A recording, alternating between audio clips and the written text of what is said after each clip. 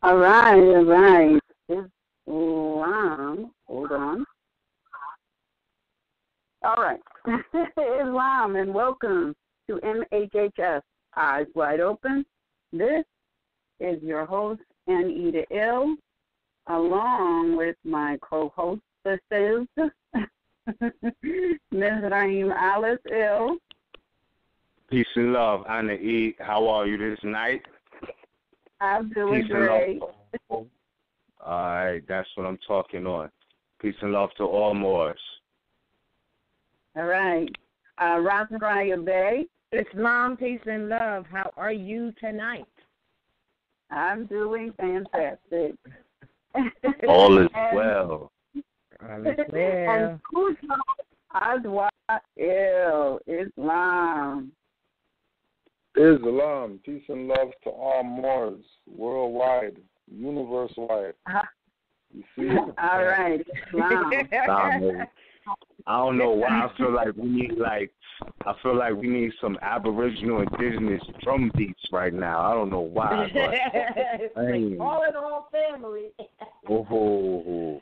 It really does feel. It feels good, man. It feels good. I didn't know it was gonna be this simplistic, but it is. But it feels good tonight. Good to hear everybody.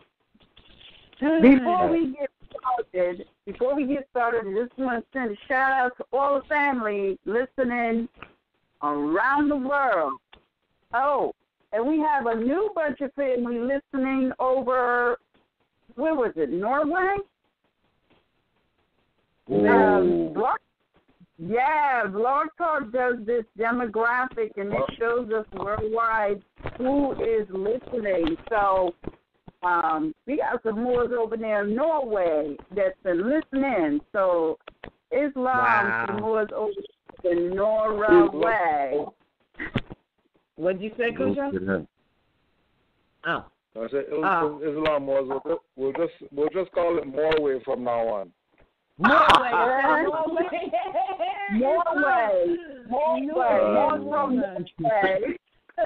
Hey, listen. I bet you one thing. They know national principles when they hear them, and they know what's not national principles. I bet you that. Yes, absolutely. Big shout out to our family listening worldwide. Yeah, it is Norway. I just had to double check because I couldn't believe it when I went and was just looking around and thought, we got some people are listening over in Norway. All right. That's welcome family. Yes. Hey, the U19 of Asia, which is the entire planet. That's right. That's exactly right. And just to be absolutely lawfully correct, Norway is a corporation. So those Moors are near the corporate construct known as Norway. They're not. That's why we don't call it Norway. All right. So just to be clear. Jurisdiction. It's Morway. Morway. That's how it's going to be. Hilarious. There's been so much stuff thrown on the floor, like a glove thrown down, like a challenge. And I'm not into accepting challenges, but I am absolutely into reviewing information from all sources, studying it, analyzing it, and, disclaiming it or accepting it based on my information, not my opinion, but my information based on congressional records, based on lawful terms, based on universal principles and universal natural law, and just plain common sense. Prophet Noble Drew, he said, if I can just get you to thinking. The key word here is think. You would free yourself. So today's broadcast is entitled More Misinformation Being Thrown on the Floor. So we are going to give an exercise in discernment and analysis, trusting that it will assist all in reviewing information and coming to lawful, not legal conclusions. So get your pens and papers out and get ready to take notes, because the order of the day, as this demonstration will show, is nationality. And as such, many are crawling out from under rocks and woodwork in an attempt to pull you away from the supreme law of the land and universal natural law. This is for the young and yet unborn, Moors, and those other citizens, i.e. modern Europeans branded American or U.S. citizen, because you know American is not a nationality. So that's a brand as well if you're using it in that capacity. So wake up. It's a lot of work to be discussed, a lot of work to do. And we're going to start out with this rebutting, this misinformation disguised as the untold truth. And before I start, I want you to put in the front of your mind just sanguinese. Just sanguinese is the right of blood. It is your nation. Just sanguinese. It says that your nationality is based on blood. It's not based on what part of the geographical landmass you were born, and it has absolutely nothing to do with corporate affiliation or corporate activity at all. So, for all you Moors out there who wonder about, okay, what is nationality? Or this is the cross. I got to get my nationality. I got to get it. I got to go find it. I got to go capture it. I got to go, tie it up in a truck. Let me tell you, your nationality is in your blood.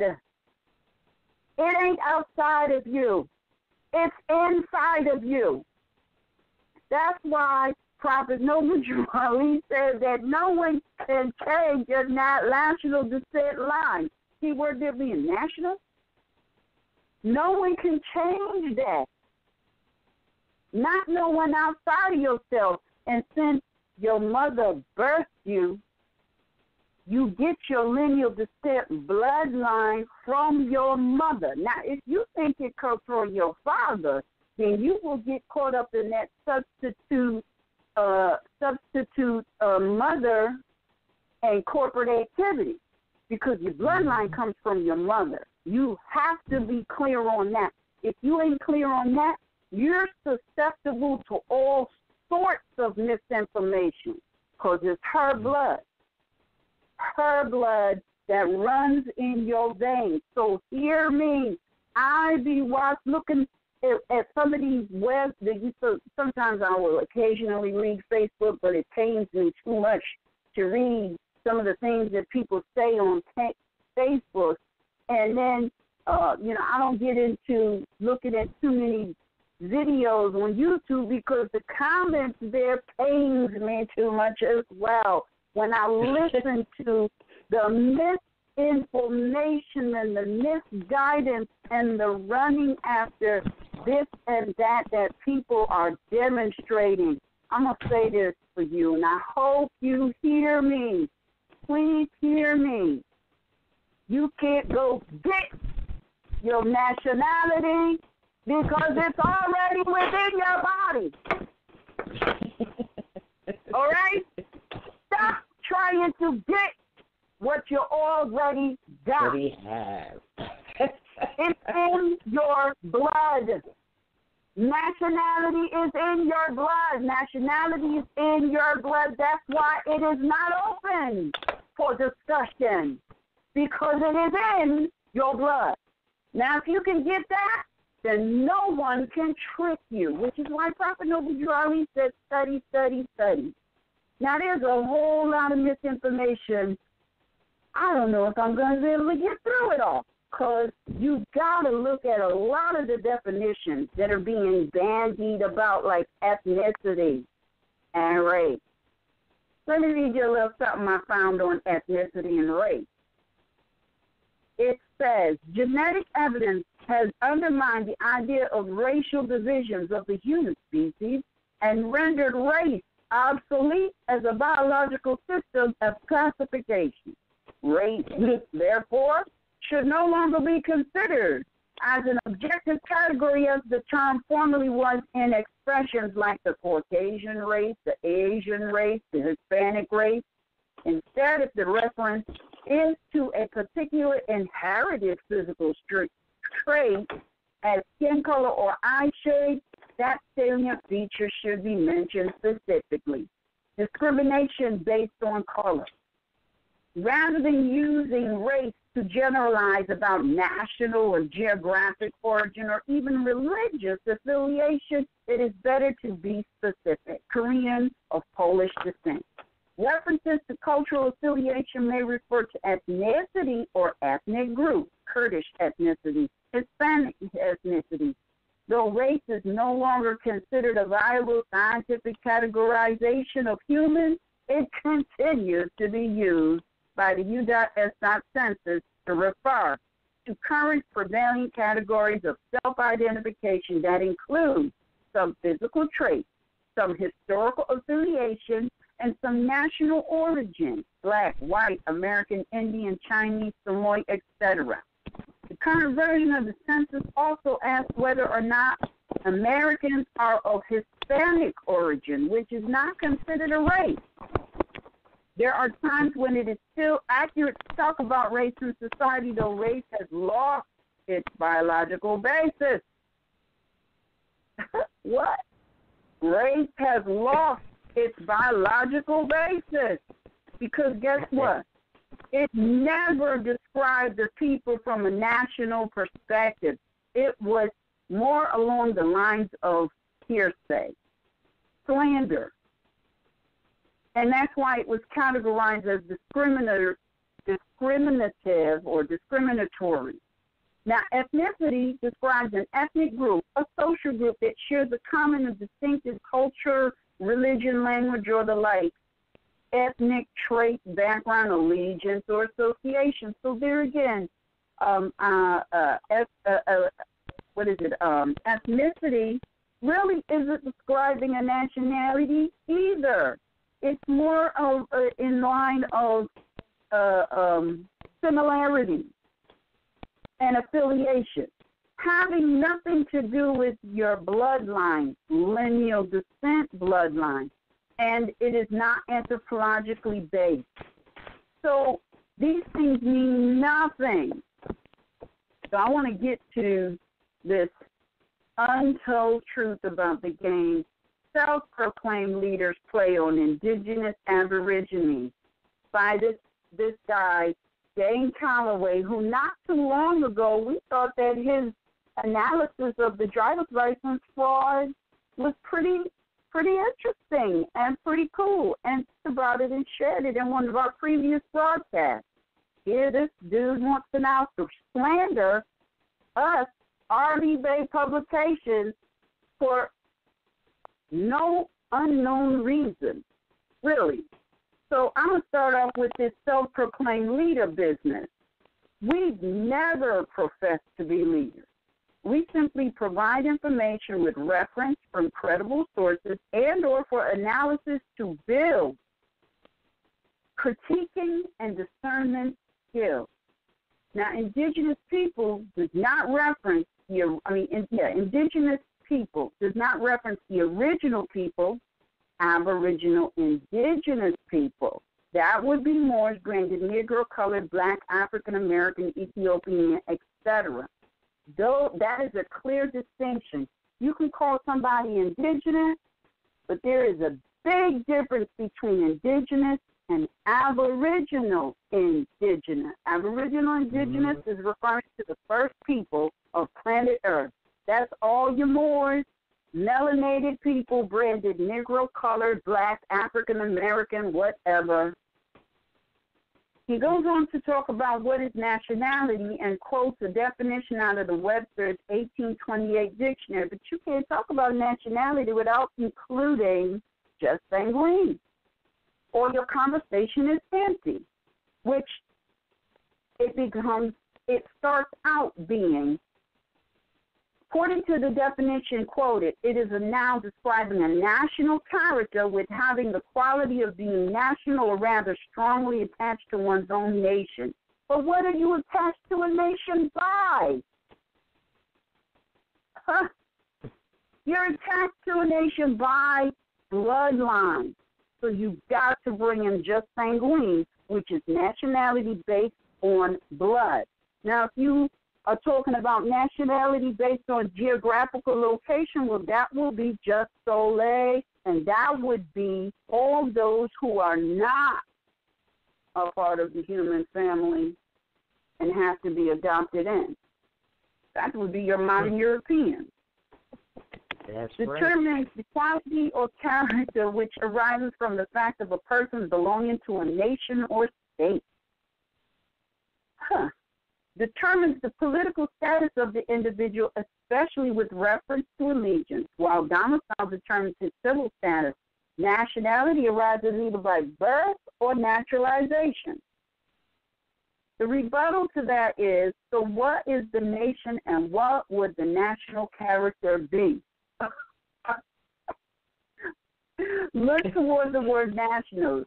You cannot talk about like nationality without talking about just sanguinese, which is based on blood, not location, and certainly not corporate affiliation. One's nationality is only determined by blood, lineal descent bloodline having nothing to do with the naturalization clause. Other nationals, i.e. family from other parts of the earth with the same protection but not the same inheritance. As to nationality based on blood, not to be confused with birth, B-E-R-T-H, referring to ships or vessels, this is based only on the mother, as the egg comes from her and she birthed the egg. She birthed the egg she came here with. So we are back to lineal descent bloodline. Who's your mama? His comment. Naturalization is a process where any foreign-born person can become a citizen of a country legally.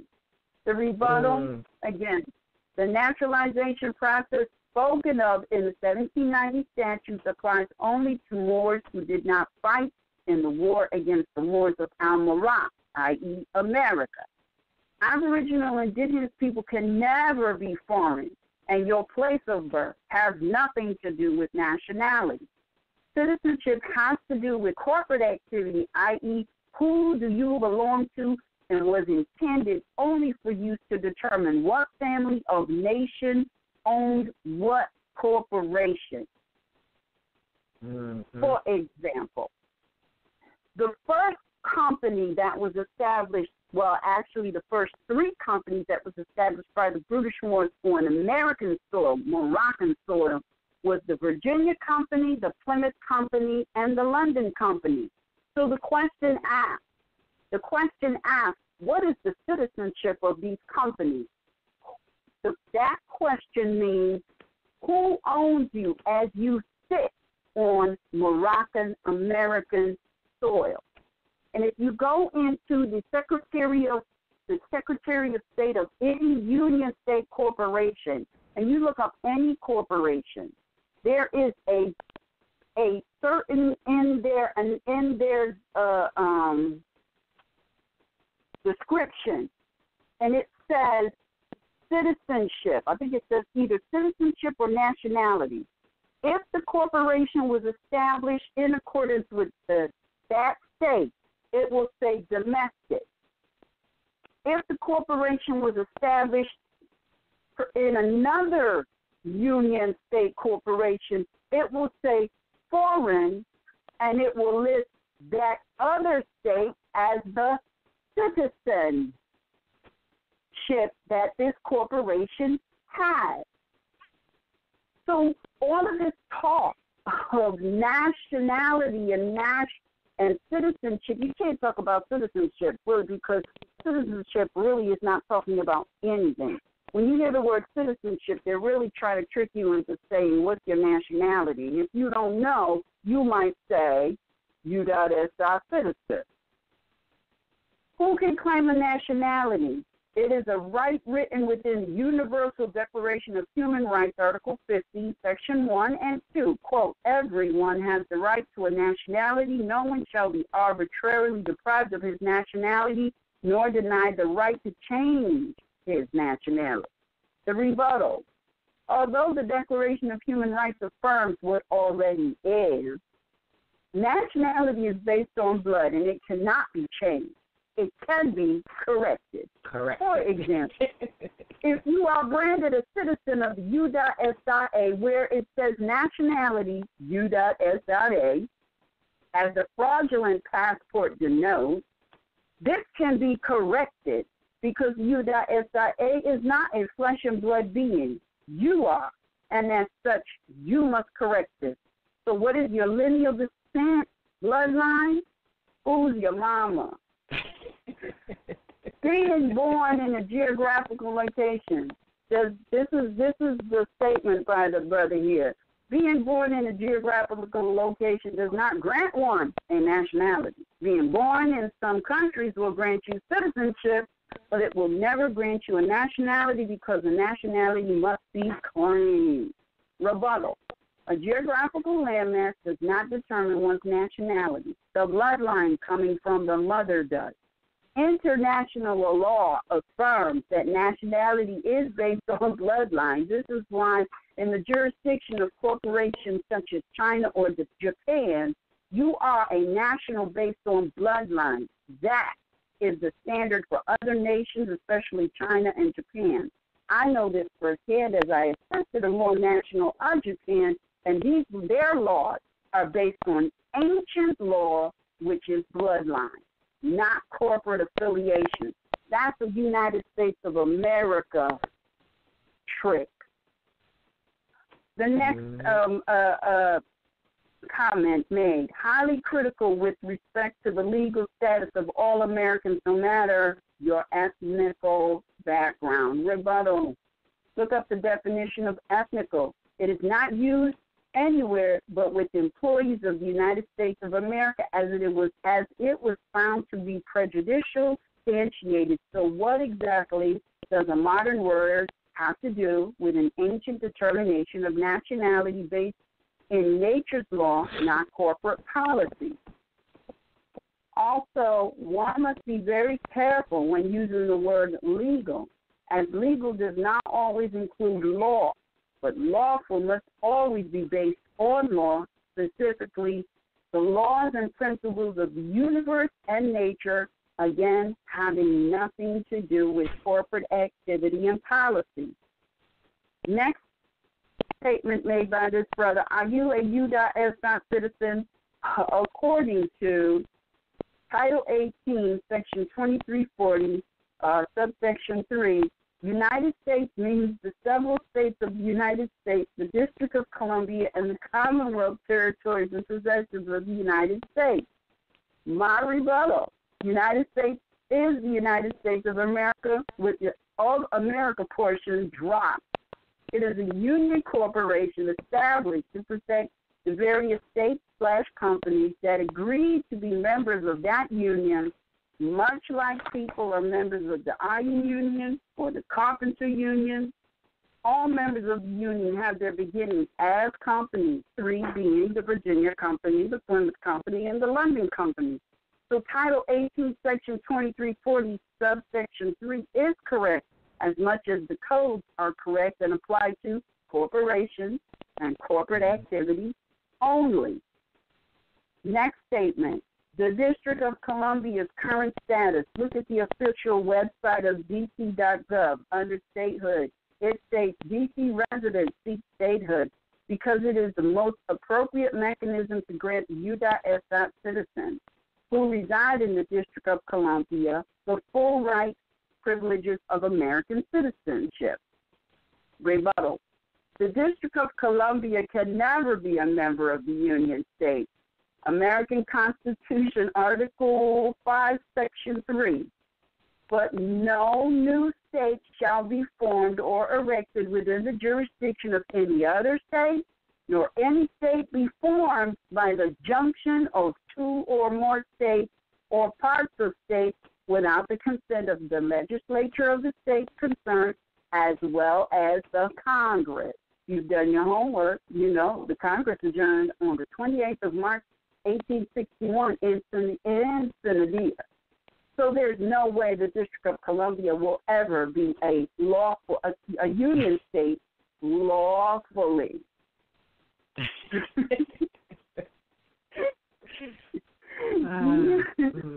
The United States is his next statement. The United States is the only nation in the world with a representative democratic constitution that denies voting representation in the national legislature to the citizens of the capital. That would be the District of Columbia. Rebuttal. Who are the citizens of the capital? If the District of Columbia, like the United States of America, is a corporation, how can any flesh and blood being be in a fiction identified as the District of Columbia Corporation? I mean, didn't he just say that Title 18, Section 2340 says that the United States of America, United States, District of Columbia, these are all corporations? So who's in the corporation? Who's in the corporation? How does a flesh and blood being get into something that was created and only exists in the minds of men? Because ain't nobody else in my mind. And I know ain't nobody in the minds of the people who created these corporations either. All right, so you really got to do some critical thinking because this all sounds good. It was presented with some great movement of color and imagery, but you don't get caught up in the light, the play on light. You have to, and it took me all day to do this, and I'm not done. It took me all day to go through every single statement of misinformation that this brother put down, and just from my own study, I was able to discredit it. So we all have to be able to do this because things are going to drop in your lap, and you're going to have to be able to analyze it and either move it off of your plate or look at what parts of it you can use. On this particular issue, when it comes to nationality, you can't use none of this, or unless you're a corporation, then it's right up your alley. Mm-hmm. The next statement is the statehood issue and lack of voting rights belongs to the residents, or rather capital citizens of Washington, D.C. The citizens having and being residents of a corporation, in this case Washington District of Columbia, would be corporations or employees who are on the board of directors of any corporation. Today, people are misled to believe they are voting in a corporation capacity, yet they are not on the board of directors. So the whole theory of voting is a myth designed to give people the impression that they have a say in corporate activity. You don't. Nationality and statehood. Rebuttal. Nationality, once again, is based on bloodline on American soil. Statehood is based on the provisions of the Moroccan-American Constitution of 1791. The next statement, Section 101, subsection A, subsection 21 of the Immigration Naturalization Act from U.S. It defines the term national as a person owing permanent allegiance to a state. This means an oath is required to a state in order to have permanent allegiance to a state. Therefore, the state would have a permanent population. Rebuttal. The Naturalization Act of 1790 was established to clothe Moors with protection, not inheritance, and their inheritance is where their lineal descent bloodline domiciled and was restricted only to Moors who fought in the war between the British Moors and the Moors of Almorav. This act, in the first line, says it applies to free white persons. If you've done your studies, you know free white persons does not include modern Europeans or corporations. A flesh and blood being ought only and truthfully can only make an oath of allegiance family, i.e. lineal descent bloodline. That is where the universal protection is, not in pledging yourself unknowingly to a foreign corporation on American soil that your ancestors gave permission via the Treaty of Peace 1786 to continue operating the British corporations established in the 15 to 1600s with the full protection and financial backing of the Moors of Almorav, Morocco, today labeled America. Do the research. Next question. Residency is a transient status, visiting. A person who moves from place to place, therefore residency cannot be counted as permanent whatsoever. Rebuttal. Residency of a flesh and blood being is not possible, as no being can reside within a corporation, as it is a fiction, created and existing in the minds of man only. It cannot speak, move, converse, and is simply a slick way for employees of the various corporations to hide. Next quote. In the 7701, now we're referencing the Internal Revenue Service Code, under Title 26, Section 39, citizens residing outside the U.S.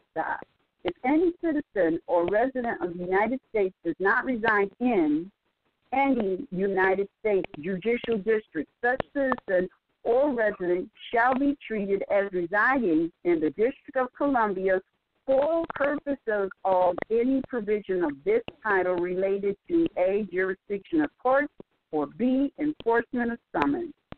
Rebuttal.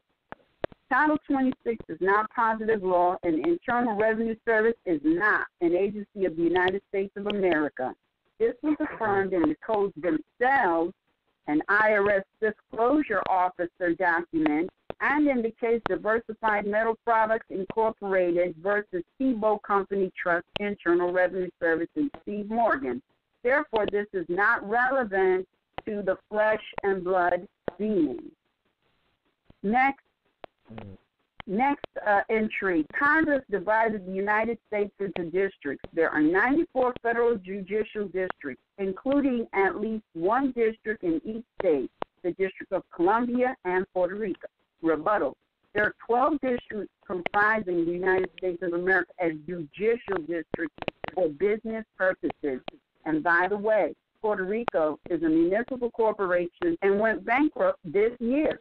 Clue here is municipal corporation. Therefore, this corporation is not one of the union states. So it does not apply to flesh and blood human beings and has nothing to do with nationality or national principles. Next statement.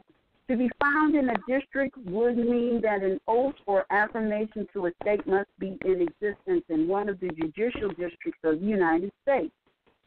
Rebuttal. As a flesh and blood being, why would you make an oath or affirmation or allegiance to a state instead of your lineal descent bloodline? This is what declaring is all about. Declare about your lineal descent bloodline. And then, if you so choose, you can proclaim. However, the key is to be clear. Next statement. This means all citizens are citizens of the District of Columbia.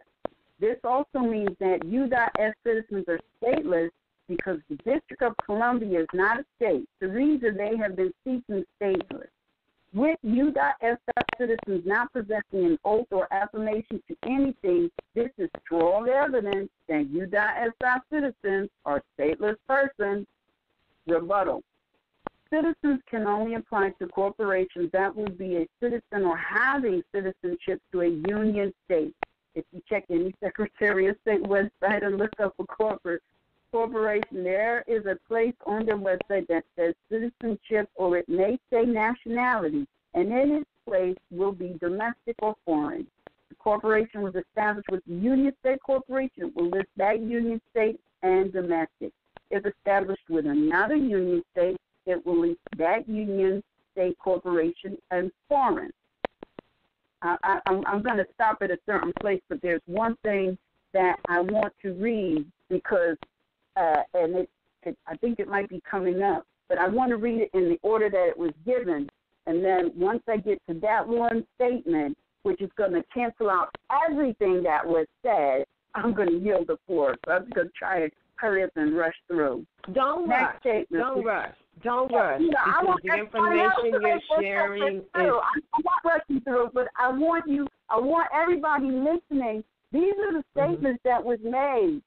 This is the rebuttal. This is just based on, the research that we've done and published on the RVBey Publications website, by the way, for people to have access to, because the congressional record is not user-friendly.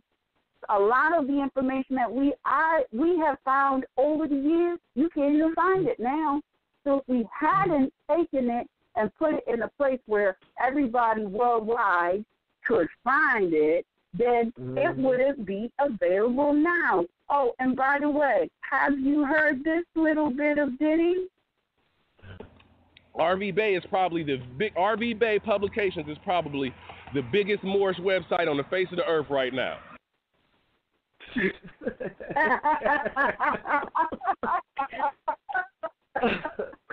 Daddy. That was high. That wasn't. Y'all funny. Y'all know y'all funny for that. Cujo, I got you. Yo, Cujo, you said I got jokes. I'm funny. No, bro. Yo, hilarious. All right. Your mom's idea. So let me continue so I can yield the floor. So with next statement, with no claim to a nationality in no state means you are stateless, and also means you have no legal standing in any court of law. Rebuttal. So being clear about your lineage, descent, bloodline, and then making a proclamation of such is the claim. This is what RVBey Publications assists people worldwide in doing. This does not require in your lineal descent foreign immigrant slaves to accept, recognize, approve that which is flowing in your veins. As previously stated, and can be substantiated via congressional records, all states have their origins in companies. So how does a foreign corporation on American soil get to determine a flesh and blood human being's lawful, not legal standing when standing etymologically is talking about status? All flesh and blood beings have standing. However, you must first ascertain that you are in a lawfully seated court and not a municipal ministerial venue which has no judicial powers, as they are incompetent. That can be found in the case law Miller versus, Miller versus Thompson. All right, now, and here, this is it. Thank you. I was going to put that in here, so I got to make a note to do that. So, and this is where I'm going to yield the floor. I can talk about some more. I'm not going to yield the floor because there's something else I want to say. But this statement really cancels out everything that was said. Stateless persons are strictly under the privilege of any district or state that will grant them residency, and all other rights established does not exist. Are you ready? Except for one's human rights. Except for one's human rights. This is not at ease. This is in the brother's dissertation. Stateless persons are strictly under the privilege of any district or state that will grant them residency, and all other rights established does not exist except for one's human rights. Human rights is the order of the day. I do not think Dane thought this one out very well. He says stateless persons, whoever they are under the privileges that are granted. All other rights does not exist except human rights. Well, were we talking about something other than human and their unalienable birthright? Obviously. All right. So there's some more rebuttals that I want to jump to. The last portion at marker 1114, he goes in and says the Moorish Science Temple of America is an industrialized corporation which is incorporated as a civic organization. Now, this is quoted right from the prophet's writings, I believe. But then he added this, which comes from him, is not part of the prophet's statement, cannot be substantiated, and is his own opinion. He adds on to the prophet's statement, or fraternal society for nonprofit use, but later changed to a 501c3 religious organization to be tax exempt as a business overall, but not for any of its followers or untitled ranking members. My rebuttal. In this portion of the recital at marker 1114, it is stated, it states correctly that the Moorish Science Temple of America, note, there is no mention of a corporation here, is an industrialized corporation which was incorporated as a civic organization. When did this civic organization have its beginning? If I'm not mistaken, I believe that was 1913. Y'all correct me if I'm wrong. The writing was here after that, or fraternity society for nonprofit use, but later changed to a 501c3 religious organization to be tax exempt as a business overall, but not for any of its followers or untitled ranking members. Don't know where that is coming from. To be made up by the author. Since the first part is a direct quote from Prophet Noble Ali, who never was obligated to pay taxes as a temple like many churches and mosques under the first Bill of Rights. There are members, however. In the Moorish Holy Temple, there is no such thing as untitled ranking members. That sounds like... I don't even know what that is. What the hell is that? Right. But you know what? And let me just add. I don't want to cut you, but whatever he's reading right there, somebody out of maybe one of these temples may have added that themselves. Well, because I would, you know what? I'm not sure because of his next statement. Now, his next statement, he throws in the incorporated Moorish Science Temple. He says, Moorish Science Temple of America Incorporated is an independent organization under the laws of the federal government agency called the IRS, not the Moorish laws like they promote, meaning they are not affiliated with any national organizations, groups, or people such as indigenous aborigines. Excuse me, but I thought we were the aboriginal indigenous people. In other words, they are not even capable of even assisting you with properly claiming your true nationality as they claim, because they don't even have a true nationality for themselves, being as they are publicly verified as an independent contractor for the federal government doing business as an industrialized religious corporation. Rebuttal. This portion of the recital is referencing an establishment based and affiliated with Philadelphia, Pennsylvania at 2259 North 5th Street. This is not a temple constitutionally established by Prophet Noble Drew Ali that I'm aware of, and does not represent all the temples across the nation. So to lump all Prophet Noble Drew Ali's work from 1913 and all the temples around the world into something that one individual set up is gross misinformation and does not speak to an investigative reporting skill, but does speak to sensationalism and a cry for attention. This is void for default. Wait. Isn't that, wait a minute. I'll tell you, right here, I believe, you correct me if you're wrong, because you're looking at it. This is where, after he sets that up like that, he was very clever with his thing, but if you've studied, you'll know.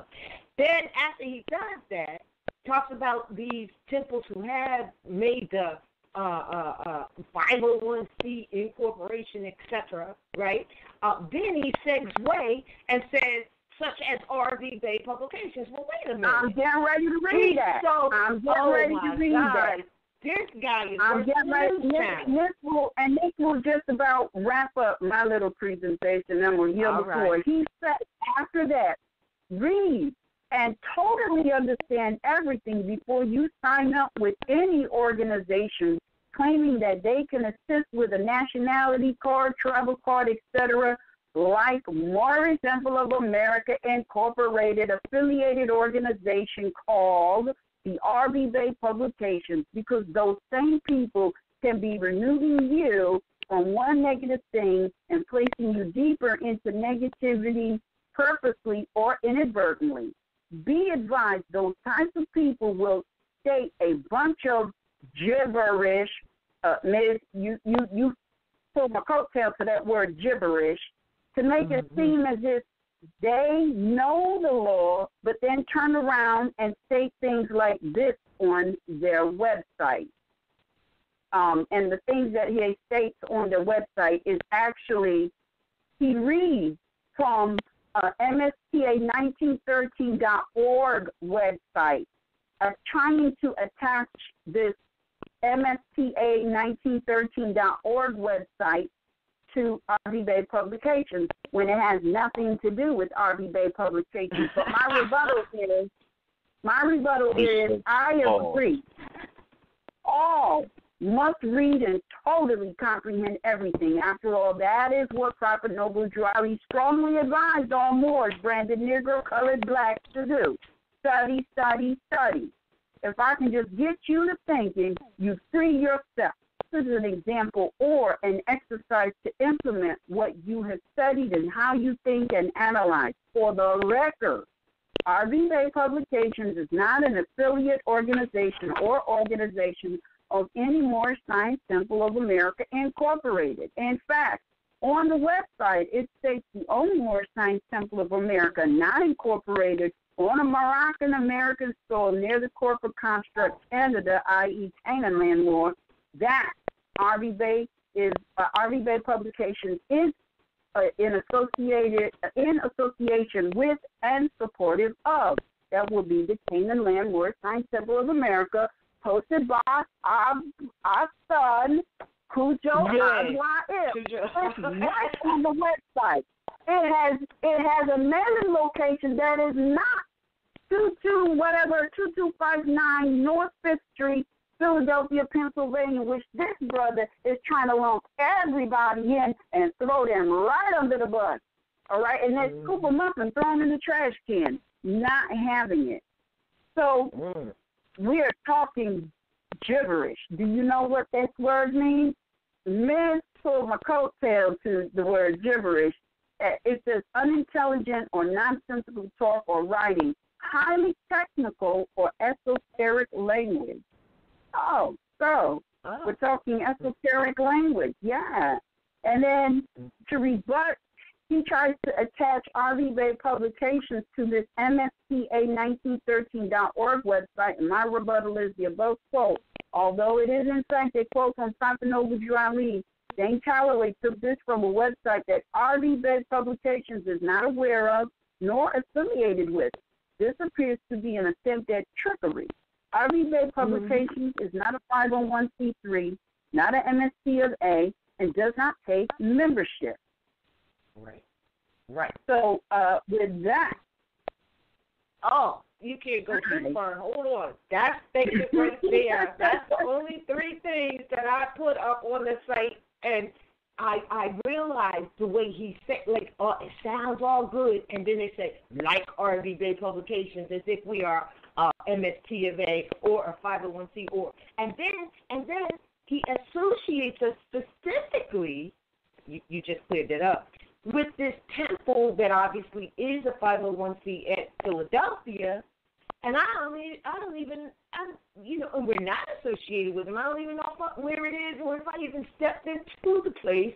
And we're not associated. But the way he did it was to make it all sound good, just like they do in the news and stuff. And then say he slipped it in, like RVBey Publications. We are not an MSTFA.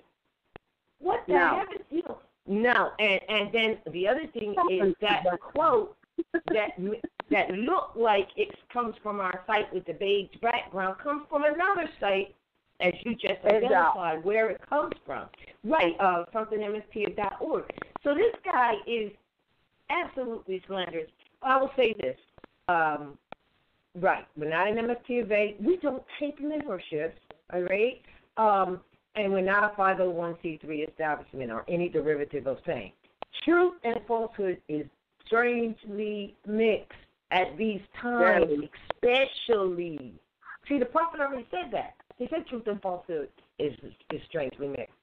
At these times especially, you must be very methodical, I got that from you, when searching for truth and recognize not only that which is false, but those beings who are false.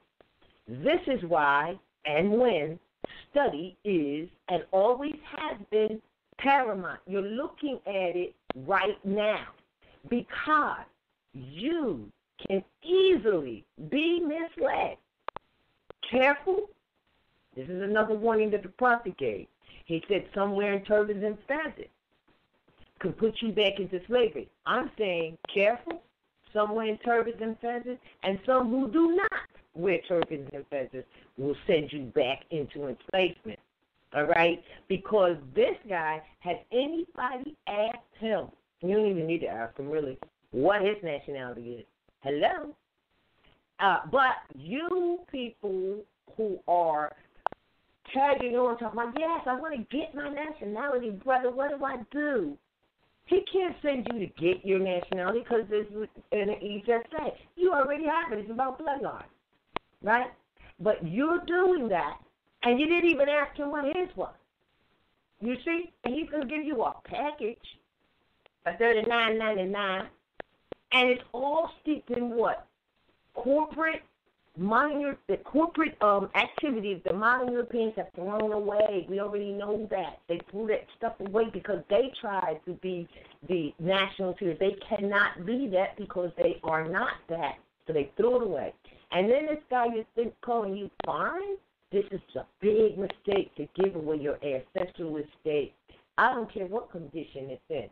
Because the truth is, the only reason why it's in this bad condition is because you, the Aboriginals, the true nationals here, have not made your self known as to who you are. All right? It's just like when someone says we're going to nationalize, our country or our nation, you can't even begin to think about it until you yourself is in the national mindset, which is what this is all about and why we know it's for the oncoming generation. It's for you listening, but it's happening because that's the only way it can happen. It's through you being in the national mindset, not being in the mindset of I'm going to look. Political allegiance means what family are you a part of, and this fool is telling you to take an allegiance to a state that is a corporation. Are you kidding? And the other thing is, we have to clear this up. He says that the government you seek already exists. It's the U.S.A. Well, he didn't study very well on that one either, because that was set up by you by your ancestors on your ancestral estate, and it was not set up for you to be a member / citizen, same thing, to it. All right? And the 13th Amendment, you got something out there with that. It tells you clearly in there you could never be a citizen of that. Now, he's talking about giving numbers. Why would you give numbers? That's how this whole thing, a part of the whole thing when they were talking about, what was that, 2/3, 2/5, or 3/5 of a person and stuff, they weren't even talking about human beings. They were talking about property. All right? So you're going to go and give numbers so they can be propped up to say, look how many members we have, members / citizens we have. And he's telling you to go to make an allegiance to that. That is an absolute travesty. Absolute travesty. So his intent is to take you away from the path in which you have been on, and we certainly have been on with you. So I just, there's so much going on, but these are those days. This is why we told you that it was paramount to study so that you could do exactly what we've just done. There is no rebuttal to what was shared with you tonight. That you can't rebut bloodline. That's what, bring yourself back. Listen, when he talks about, it said that, we're making our members better citizens. That's a statement that the prophet made, specifically talking about the association, the temple membership, because that's exactly what he was doing, is making those members / citizens, same thing, better to go out. And he said it, now, go out. Oh, my word. That means all that was taught, right? And take your place amongst the families of nations. You can't do that until you have what national principles are. And you got people that want to steer you away and tell you to take an allegiance to a corporate state or even a republic state. Let's just say that the states were operating like Article 6 says, all right? And they were republics. They're still not for you because they were not set up for you.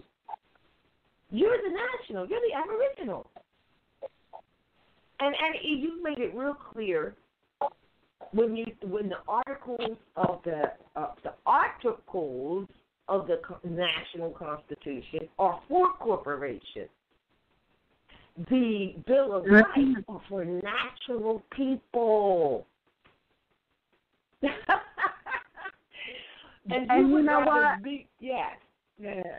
Yeah, and you know what? And this is why, look, we were not, it's just, you know what? Everything is so divinely guided because we started reading the book and that gave us some serious information that is not told, that makes so much stuff clear.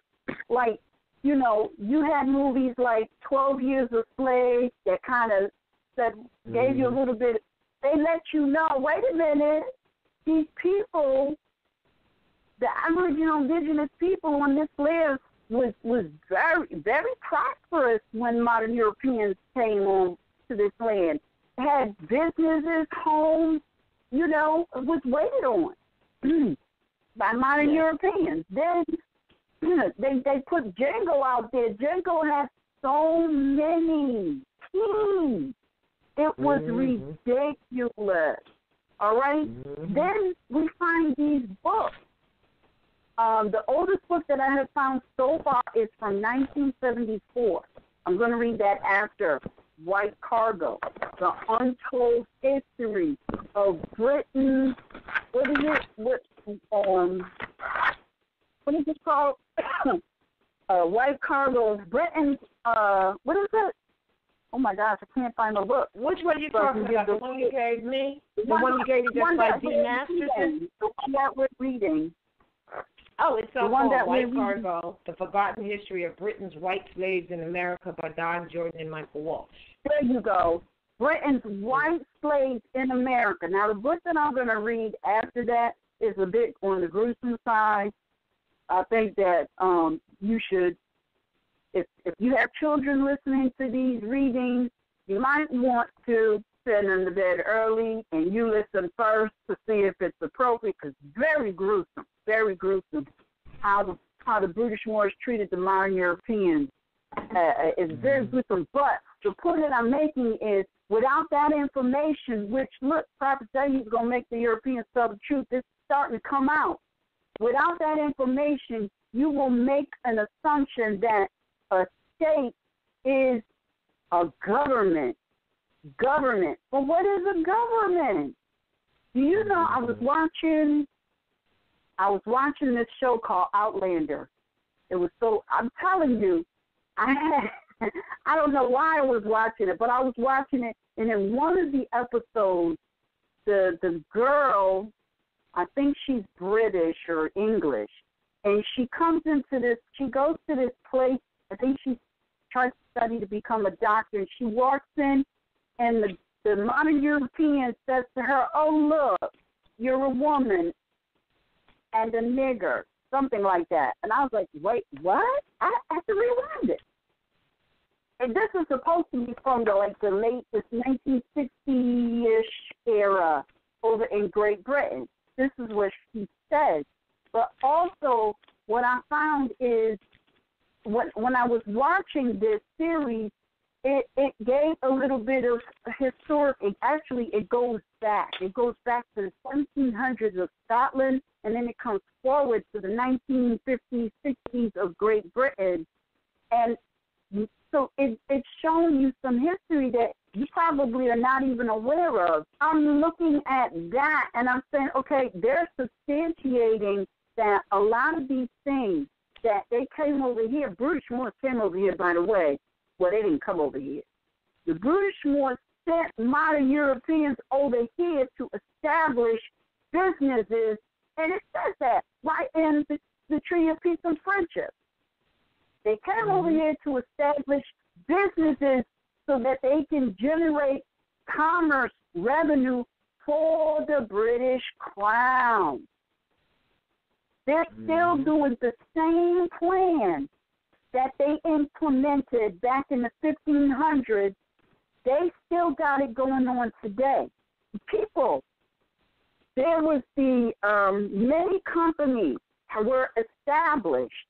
Many companies, look around you, many companies were established, but not all of the companies joined the union. Today, the companies that did not join the union are referred to as cities, counties, towns, township, boroughs. Those are companies. They were established they were set up by modern Europeans under the authority of the British Moors. All right? So the companies that did not join the union are like outlaws. They function outside of the law, so to speak. But who is the one that's supposed to be enforcing the law? Who's supposed to enforce the law? The people. But all of the people on this Moroccan American soil is at the mercy of employees, corporations. This is exactly what the Constitution was written to protect people from. From being molested. The prophet said it. The prophet said, enforce the Constitution so that you are not molested by other citizens. And he's talking about these corporations. That's why he said that. And that's exactly what's happening. Go ahead. Exactly. And then you get this, and now if you lack information and you lack the truth about nationality, all right, the nationality, I'm going to say this again, please, everybody listen. Your nationality is in your blood. It is not outside of your body. You ain't got to chase it down the street. You ain't got to go to the federal building and ask them for it. It's in your blood. It's in your blood. You don't have to ask a foreign immigrant for it. It's in your blood. I call them foreign immigrants because that's what they are. Even their daddy, the Vatican, came over here and told all the Aboriginal indigenous people, you need not be afraid of the immigrants. Yes, that was last year. That was last year at the fall equinox about this time. Came on the Congress floor, or was it 2 years ago? Came on the Congress floor and said that. Said it, labored to say it in the best English he could to make sure that it wasn't interpreted wrong or whatever. And he came right on the floor and said that, and yet people still talking about. Look, he running around with a Moorish family crest, and he talking about what is this they say? He owns it. You got to say, hey, whatever. That's a corporation. Ain't got nothing to do with you, right? Yeah, so, that was another quote that he had in here. I skipped over it because he said so many things, and I went through line by line and typed out everything he said and analyzed it, and I went and I found substantial documentation to rebut it. Because your nationality is not based on any corporate activity. And the other thing that I want to say, and I'm going to yield the floor, I promise. The last thing I want to say, or one of the few last things I'm going to say, is your nationality. They talk about naturalization. And then you got people running around here talking about, I want to nationalize. I want to nationalize. Stop saying that, because you're confused. And you're confusing other people. The prophet never said, if you don't do anything, nationalize. If you don't do anything, declare your nationality. Because the prophet was brilliant. Brilliant. There's a whole wealth of information in that word declare. You know what he's saying? He said, look, Lord, before you do anything else, you better be clear about your lineal descent bloodline. You heard me? Oh, my God. Hey, that's beautiful. I know. I was here before. No, it's mad crazy you said that, because I was thinking, I'm like, what's up with the brother MHHS? I've been thinking that the past couple of weeks. You heard me? So I was definitely thinking about the bro. Oh, my God. Hey, listen, I'm going to yield the floor. I just wanted to say this, and Annie, be ready to hit that button, okay, when I'm done. I just got to say this. Look, all of this that we're stating are facts, all right? And what I don't get is RVBey is a publication company, right? Moorish publication company, by the way. And they want to throw us under the bus, attach us to being stuff that we're not and stuff like that.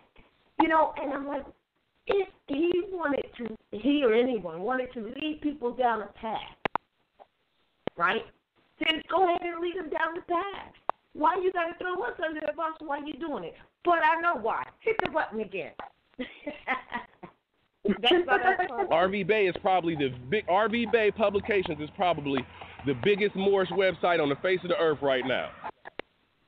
All right, so that must be why. And guess what? Everybody listen, that ain't none of us. We don't even know this person that said that. We just found that on a thing. But anyway, a soundbite. Okay, I'll be here, Lord. Thank you. Oh, Annie, thank you so much for your analysis, sister. You know, nobody can do it like you did, for sure. And Cujo, I know he's on there and he's going to have a comment too. Thank you for what you did. And I know Miz is on. You know, there's a lot of people that are on, but what we found out is that this guy put this crap up, and then if you go to make a comment, and I guess, Miz, you and Cujo can comment on that, a comment that is not slandering him, but in correction, he will block your statement. Ain't that something? So you know that he's trying to or slander. There's no question that he's trying to slander RVBey publication, and I guess a few others. But it is what it is. Islam, I yield. Islam. What's an industrial? Hey, Coach O, what's an industrial? Wait, we want you to also tell us what is that again? The industrial something 501c for MSCA. Like, what the heck is that? We know those are industrious. I know that outsiders have a hard time grasping what Noble Drew Ali brought. Mm-hmm. Because they're looking at the dirty Moors as the representatives of what Moorish science is. Right. So when he's talking about MSTA, 501c3 or whatever like that, he's not wrong. Like there is that element out there, right? But the idea of tying it all together is where they go wrong. Mhm. I can see that. Because there were specific things that Noble Drew Ali said to specify that there's a difference in Moors. There's faithful ones. So then there's also the opposite of that. Mm-hmm. You know what I mean? There's active Moors, and then there's the opposite of that. He might not have talked about one, but if he spoke about one, there had to be an opposite. Because, again, we're dealing with gibberish. That's a good word, gibberish. So since we're dealing with gibberish, then, law applies. But they're going to make statements that, we don't have a law, or we don't have a law, or, something relative to Moors not having law or something like that. But if I self-law and master, then universal is the law. I mean, and Noble Drew Ali is a universal prophet, so why wouldn't everything he say not be law? Exactly. But again, it's this thing with outsiders thinking they know. That's why if you want to know about Moors, you ask a Moor, and then we were more specific in saying, forget asking a Moor, find an active Moor. Mm-hmm. Don't just think turbans and feathers mean, they're in favor of Moors, and then people who are unconscious of birthright don't see turbans and feathers doing BS and apply that to everybody. Mm-hmm. So for outsiders, the inside information with regard to what Moorish Science Temple is in an article called Moorish Leaders' Historical Message to America from 1928. Right? So whatever people are saying now that is outside of what I read, know that somebody put that there, but it wasn't Noble Drew Ali. That's right. Because he was specific in how he relayed the message to anybody that was listening about what it is and how it became what it's known as today. Mm-hmm. We organized as the Moorish Temple of Science in the year 1925. We were legally incorporated as a civic organization under the laws of the state of Illinois, November 29, 1926.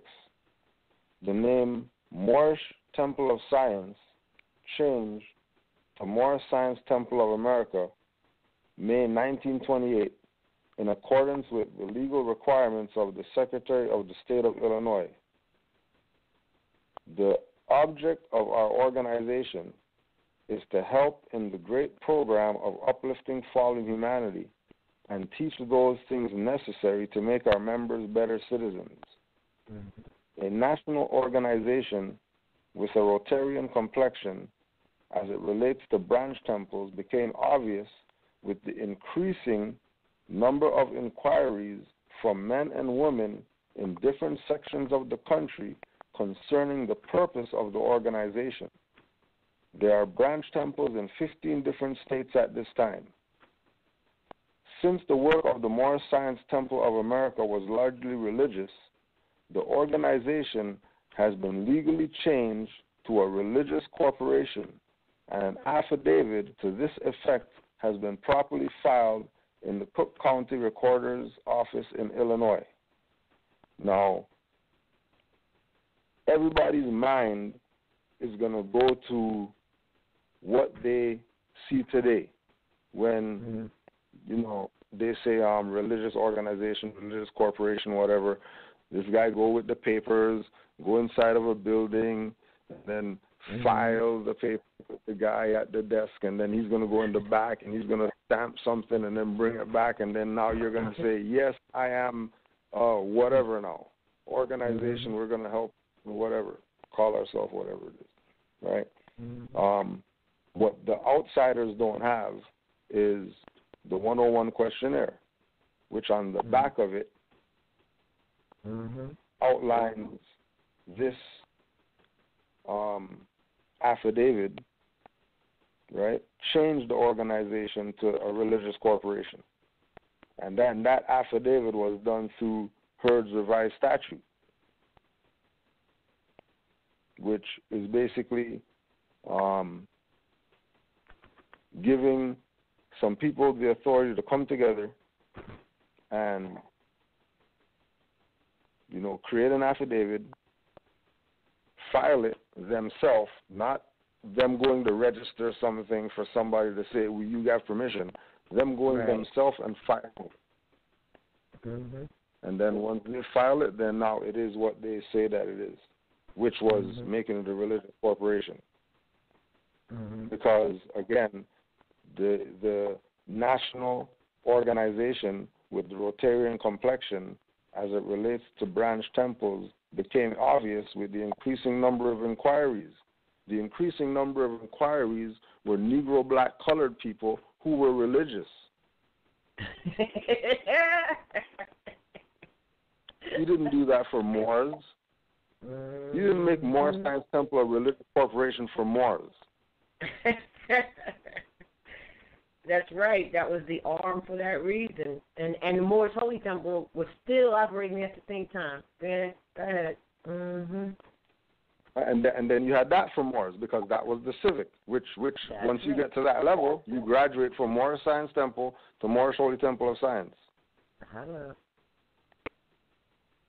Because your mind state would change. You can't be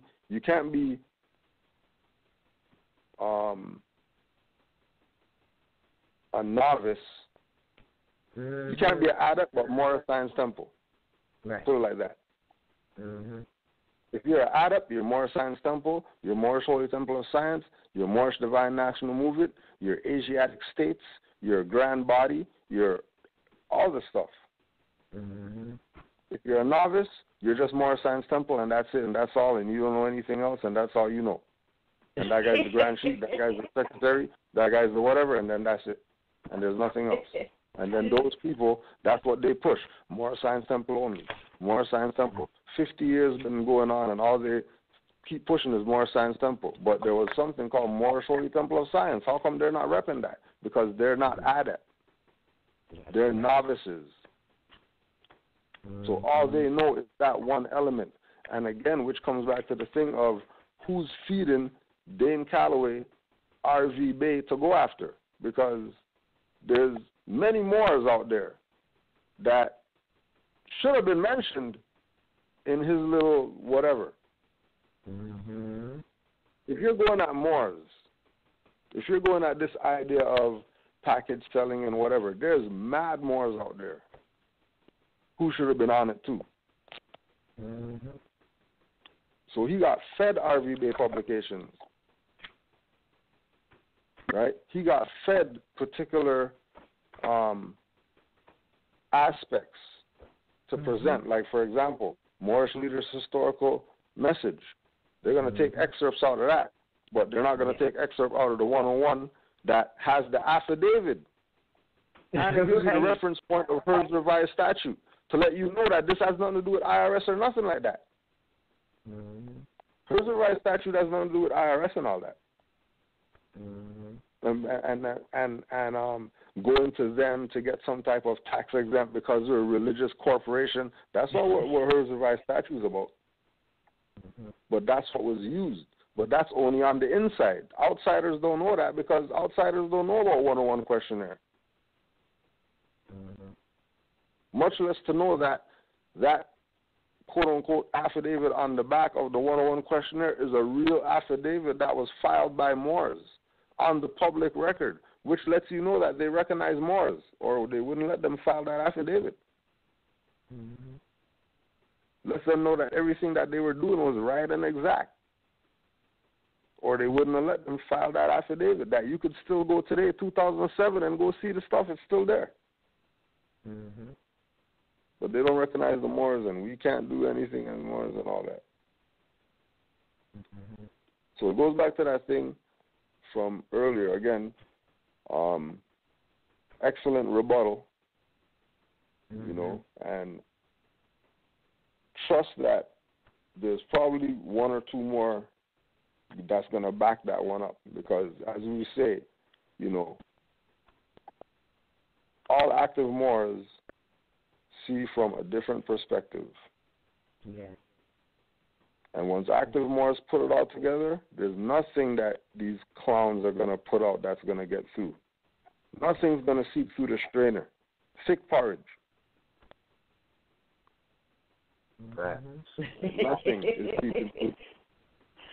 Thanks a lot, Cujo. By the way, the half of that rebuttal has not been told. If I told you everything, you go back to sleep. I'm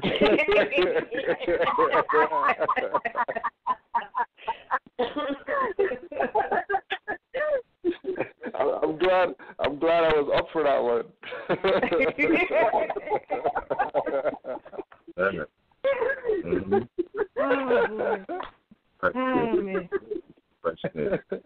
It's nationality time. Yeah, brother, man. What's up? Yeah, it's definitely nationality time. Now, y'all know me.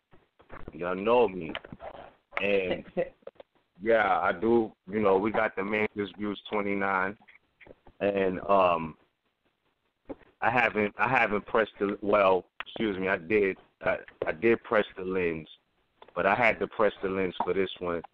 I'm going in on my video. I wanted to finish, but, you know, we had to start class. I was trying to keep it short, but I ended up going in on these dudes. You know what I'm saying? And I'm telling it all, man. I mean, as far as, I can't say I'm telling it all, but just, you know, what people need to know about these different aspects of these yellow journalists. But first off, let me say, or ask y'all, no, Cujo, you mentioned this. It's a specific donut. It's called Danish. Is it called Danish jelly roll or something like that? Something, right? What's it called? Y'all know what I'm talking about. Y'all know. Yeah. Danish roll, right? Yeah, something like that. Some type of roll. It actually looks kind of like a turban, kind of. Yeah, I want to talk to the Pillsbury Doughboy. You know what I'm saying? You got to talk to him, poke him a little bit, because I'm going to be honest, man. I'm going to be honest. I recall when we came back from so-called Virginia, you know what I mean? And because you keep this in mind, like, nothing just happens to happen overnight. Thoughts build up and then they manifest, right?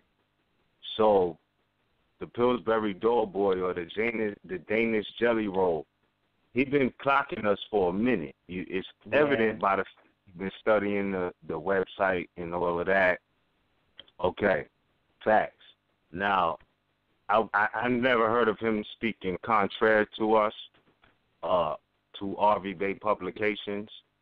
His research is flawed as he tried to make a comparison with RVBey publications to the MST of A Incorporated. His research is very flawed. Nonetheless, though, I noticed something because I was doing a specific project, and I was telling y'all about it back in July, and I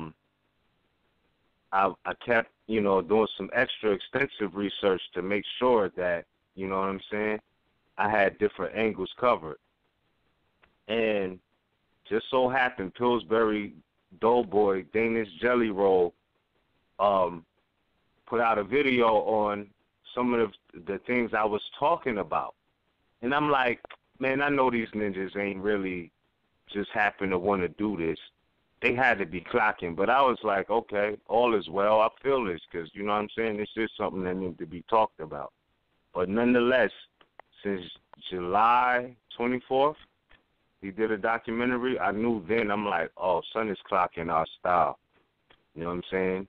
Son is clocking our style because I knew that, everybody's not going to be inspired to just try to get up and do this research. So the Danish Jelly Roll tried to go out there and go to a specific place, which his shit was whack. I'm just speculating before I get to a couple of facts, right? But the fact is his shit was whack compared to what I was telling y'all about, a place we went relative to the Hansel Gretel story, the Great Famine, and he didn't speak on these things directly. That's how I know he didn't do thorough research. You know what I'm saying? But nonetheless, I was like, oh, shit. Like, you know what I'm saying? Son is biting. But I wasn't upset. So for this to come out from the same Pillsbury Doughboy, I was like, damn, okay, it's real. He's been clocking us. I'm pretty sure he's probably listening to this right now. You know what I'm saying? And it's probably not his first time. But nonetheless, I knew something was up when I saw that whack-ass project go up. I'm like, oh, nah, he ain't go in. He ain't really go in. But not like I am anyway. You know what I'm saying? Not like we did anyway. But nonetheless, I'm like, damn, that's crazy because I never heard nobody really go in on this. But salute anyway. But nonetheless, I'm like, okay, so you try to make a connection to RVBey publications and be careful about, obtaining the travel card and, these people will be placing you more into negativity like my ninja, like Pillsbury, Danish Roll, like, yo, I've seen in real life, you know what I'm saying, people who had, because the Europeans' violations are not just limited to whether you got a free national identification card or not. You know what I'm saying? It's not. I've known people who've had everything Negroids think they want to see, you know what I'm saying, and still get violated. And I won't mention no names, but shout out to our sister. I know she's listening, and I won't mention your appellation. But there's a sister who had everything they wanted, you know what I'm saying? Driver's license, registration, all of that came from her. There's certain people that I know, they went to so-called quote-unquote court and got stripped of their quote-unquote state identification cards, driver's license, etc. So they can't even prove that they're the nom de guerre if they wanted to.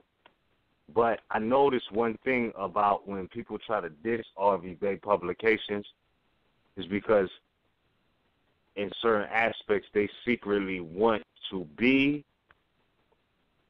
in the so-called position that they perceive, RVBey publications as doing. So Cujo pointed it out with his video about, you know what I'm saying, this dude being named Dane Calloway, but he's selling status correction packages. And I'm like, my ninja, you got your lesson straight from Moors. Like, we know you know that, and you're not going to fade us. Know that. You know what I'm saying? Definitely not going to fade us. But the fact that, you're trying to do the same relative thing, right, that Moors have been doing.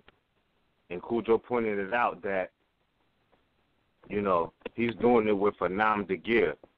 His last name is Calloway, Dane Calloway. Dane Calloway. And we've seen the reoccurring theme of our great ancestors who was, quote-unquote, correcting their status, go into free national appellations opposed to keeping the slave brands or the foreign brands. Because, you know, to say that you're the Aborigines of America, but you're bearing, I mean, and you could just Google this. Just Google the origin of the last name Calloway. And the first thing that'll pop up is the interesting surname is of Norman French location origin from the place called Calumet, Orgyville, in the province of Uri, which is recorded in 1157 as Callo-L, emphasized that the last letters are E-L. This Negroid did not change his appellation or correct his status, again, his free national appellation, because I know that if, you know, I had an appellation like Calloway, I would just do the research, and when I came across Callo-L, knowing about Moors, me personally, that would have been my appellation correction from Calloway to Callio-L, E-L at the end, because you got name correction, you know what I'm saying, or a status correction. All of this is knowledge that Moors always possess. We would go to Muhammad Ali, even to Sojourner Truth. You know, this is a specific pattern that you see free Moors doing. You know what I'm saying? He didn't do that. He still got the modernized European French, Norman French origin on his name. You know what I'm saying? And it tells you that anciently it's Callo-L, which if you know about Moors, E-L, why, ask him why he didn't correct his status to that. And don't give me no Negroid excuse like, oh, we don't got nothing to hide, because you're not even using your free national appellation, let alone talking about you got status correction packages for 40 notes. Look, you know what I'm saying? Like, we Moors, we never charge nobody nothing over double digits, and not even near 100 notes. You know what I'm saying? For anything like that. Nationality cards, that's one thing, but nobody's scraping anybody. We have the right as a nation to provide that, you know, and we're not a 501c3. If we was, we wouldn't have that available, because there's people who need that. Necessity overrides law. Necessity overrides law. That's an international law maxim. And, you know what I'm saying? That's no discredit to the law, but as a lawful, let's say you're a lawful abiding being, you're not out trying to kill everybody every day. But if somebody is coming at you, you know what I'm saying, trying to poke or pierce your flesh with a knife or something like that, there's a certain necessity to preserve yourself. So if you have to kill that being, you know what I'm saying, in that real life physical example or situation, the necessity for you to live overrides the law of murder in that particular aspect. You know what I'm saying? And it applies in many different other ways, whether it be you traveling to, you know, accumulate the different necessities you need to survive. You know what I'm saying? All of that overrides anything contrary to necessity. The service that's been provided, the information that has been provided via RVBey publications was very necessary. I've seen Moors, whether they know they were Moors or not, get stripped of the so-called driver's license, like not just the magistrate saying, oh, well, your license is suspended, it's invalid. You know what I'm saying? Like, literally give it to me so that the de facto courts can take possession of that particular instrument. Not just it's suspended and, you know what I'm saying, when the suspension is up, to be accurate again, like literally taking it from people in de facto courtrooms and leaving them without anything to prove their identity. You understand what I'm saying to you? So there's many reasons why the nationality card, the travel card, is a necessity. You know what I mean? It's very necessary because that's happening to people, and at the same time it's forcing people to get in their own proper person it by default. So, you know what I'm saying? With them trying to say, oh, well, we don't know law, and we'll, you know, they'll say anything type of thing. Like, that was a cheap shot to try to discredit, you know what I mean, the law that you know we know. Because out of everything he tried to excerpt from RVBey, it was that, to associate us with the Moorish Science Temple of America, which is why I think it's an op or a jealousy thing. Because, my ninja, I know you've been listening to us. I know.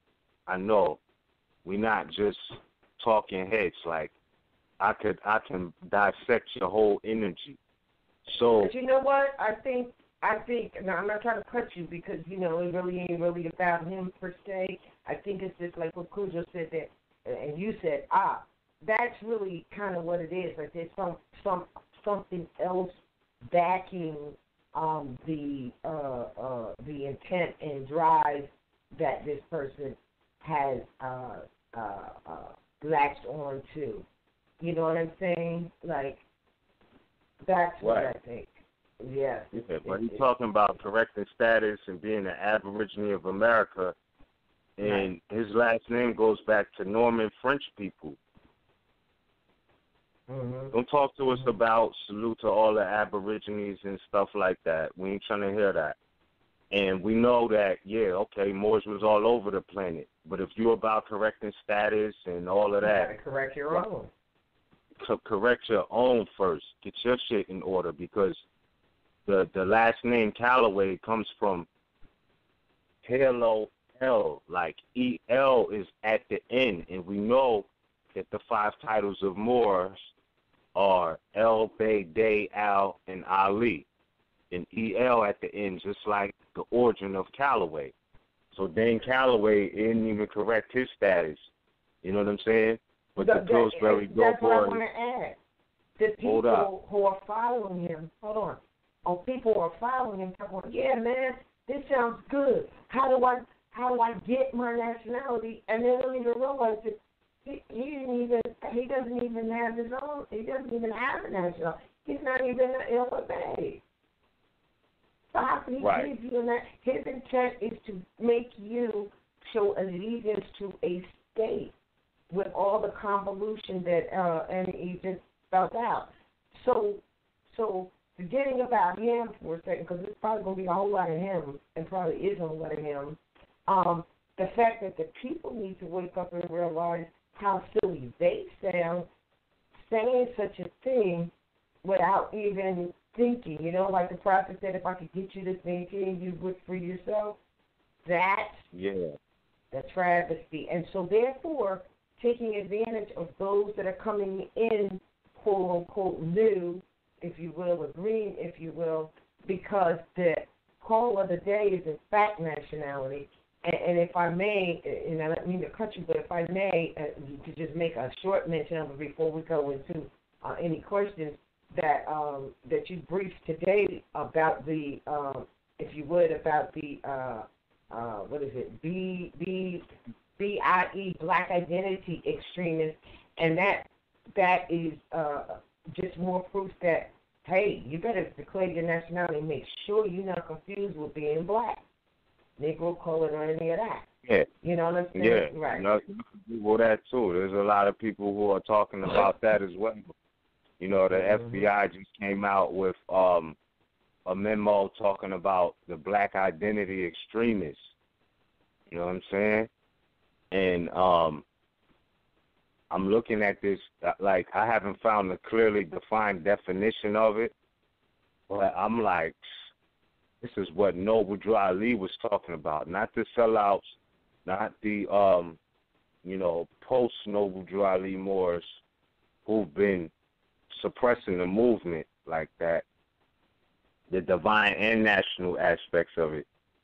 Because you got to remember, Noble Drew Ali was talking about declare your free national name and religion, because he was talking Constitution. So don't let anybody ever tell you that religion is not important. But knowing what religion is more important than the debate of whether religion is important or not, if you get my drift. Because a lot of people take dogma as religion, and that's not true religion. So when Noble Drew Ali, in the same sentence as he was emphasizing that it's imperative for you to declare your free national name, he also was saying that, you know, it's imperative to declare your religion as well.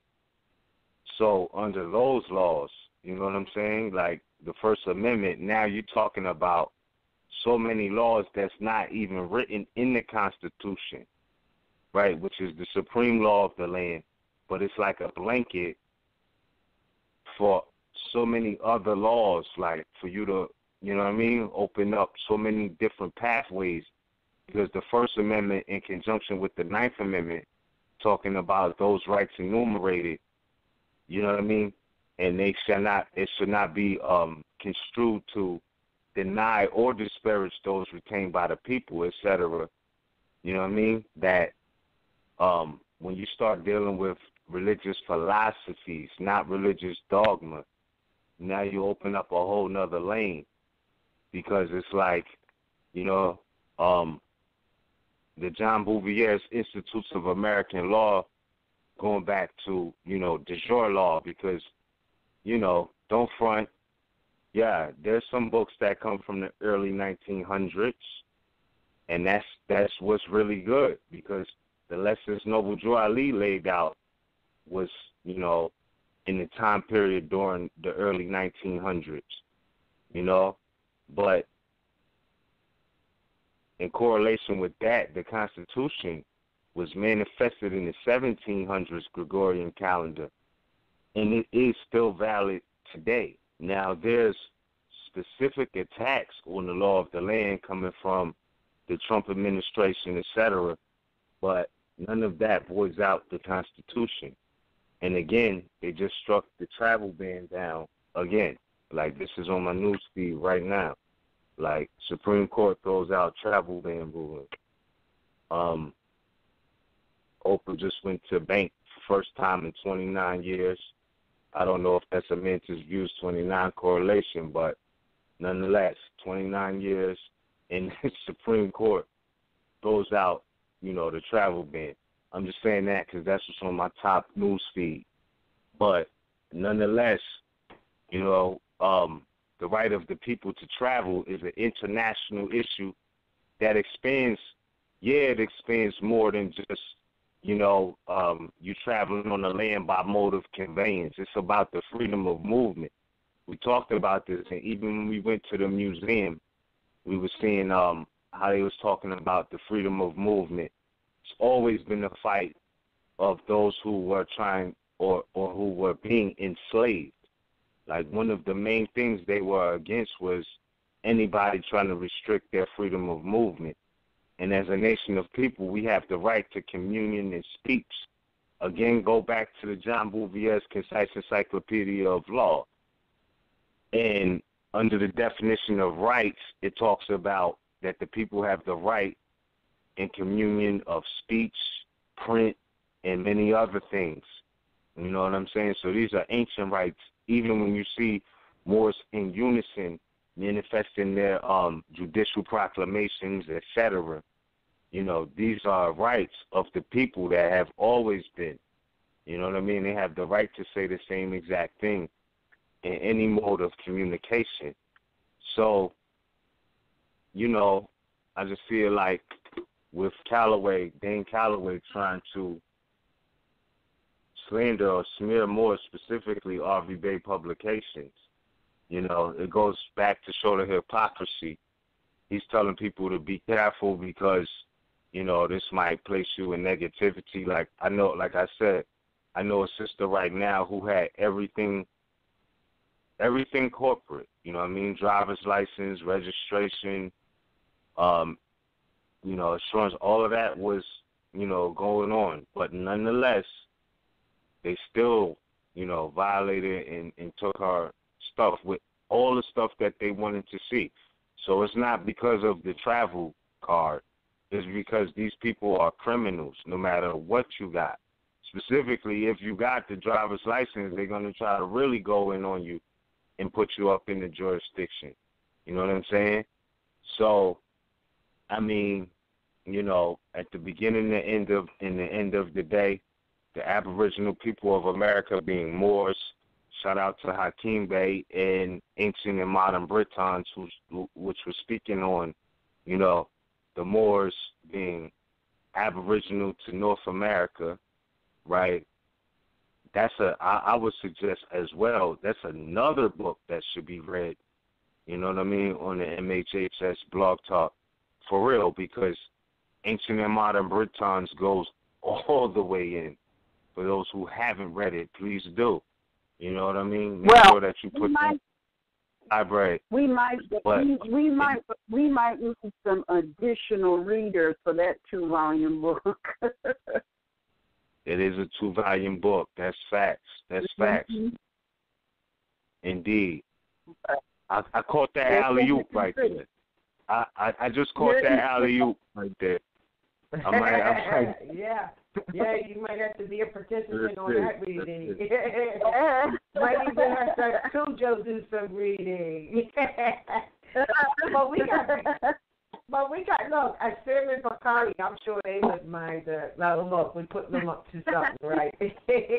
Well, Yeah. But anyway. I don't want to interrupt you, but we got 11 minutes left to the live feed, and I just want to let everyone know we got a somewhat full week. We don't have Sons of Allah this Thursday. We have Sons of Allah next Thursday. But we will be at the National Theater in the Flash tomorrow. Doors open at 6:30. Class begins at 7:30. And we have Sisters Standing on Law this Sunday at 1 p.m. So we have a somewhat full week. So make sure and check out those two broadcasts. Yeah. See you then. Indeed. So we will be going in even more, but again, a lot of people, because, one thing I salute is taking the time to get into your proper person, like really studying, like what appellation do you have? What does that mean? All of that. But, for this dude to be talking about correcting status, you can look at our greats. You can look at our greats. And even Malcolm X, when he was talking about don't tell me nothing about nothing else. Like, what was your name? You know what I'm saying? Calloway. What was your name? That goes back to L-E-L. Google that. That shit is right on the surface. So we don't believe you ninjas. Like, we just don't. And your information is misrepresented. And you try to put, names out there, nam de giz. We not like you niggas. You feel me? I'm sorry for saying it like that, but we just not. And I also want to say, all of these negroids, and I'm calling them that because they won't fess up to their nationality, free national name, and they know better, because you can't go on RVBey and tell me you don't know better. You know what I'm saying? So intentionally, you a negroid, like. You know what I'm saying? You can't talk about nationality, birthright, and being Aboriginals of America, you know what I'm saying, and try to say, oh, this is Turtle Island. Like, Turtle Island is a myth. Feel me? Like, real shit. Turtle Island is a mythological story of Aboriginals. It's not actual fact. So, don't try to play the word America and say this is not America, this is Turtle Island.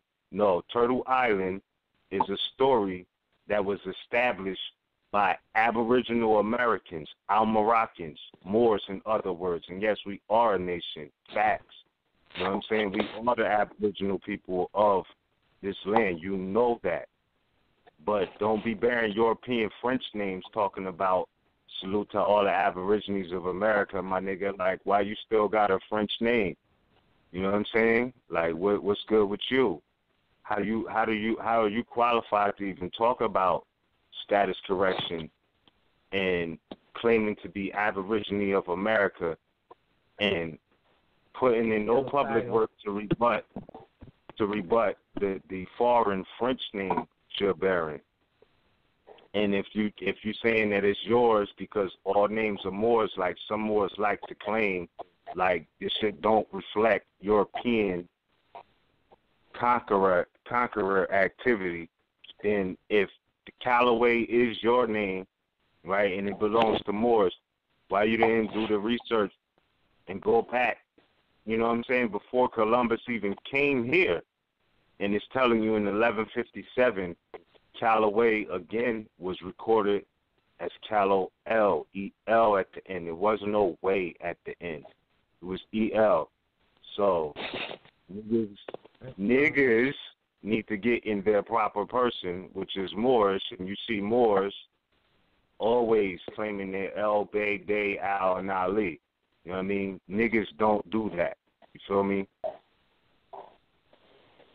And Islam, and I mean that in the most historical, contextual way that you can speak of, because niggas don't have nationality.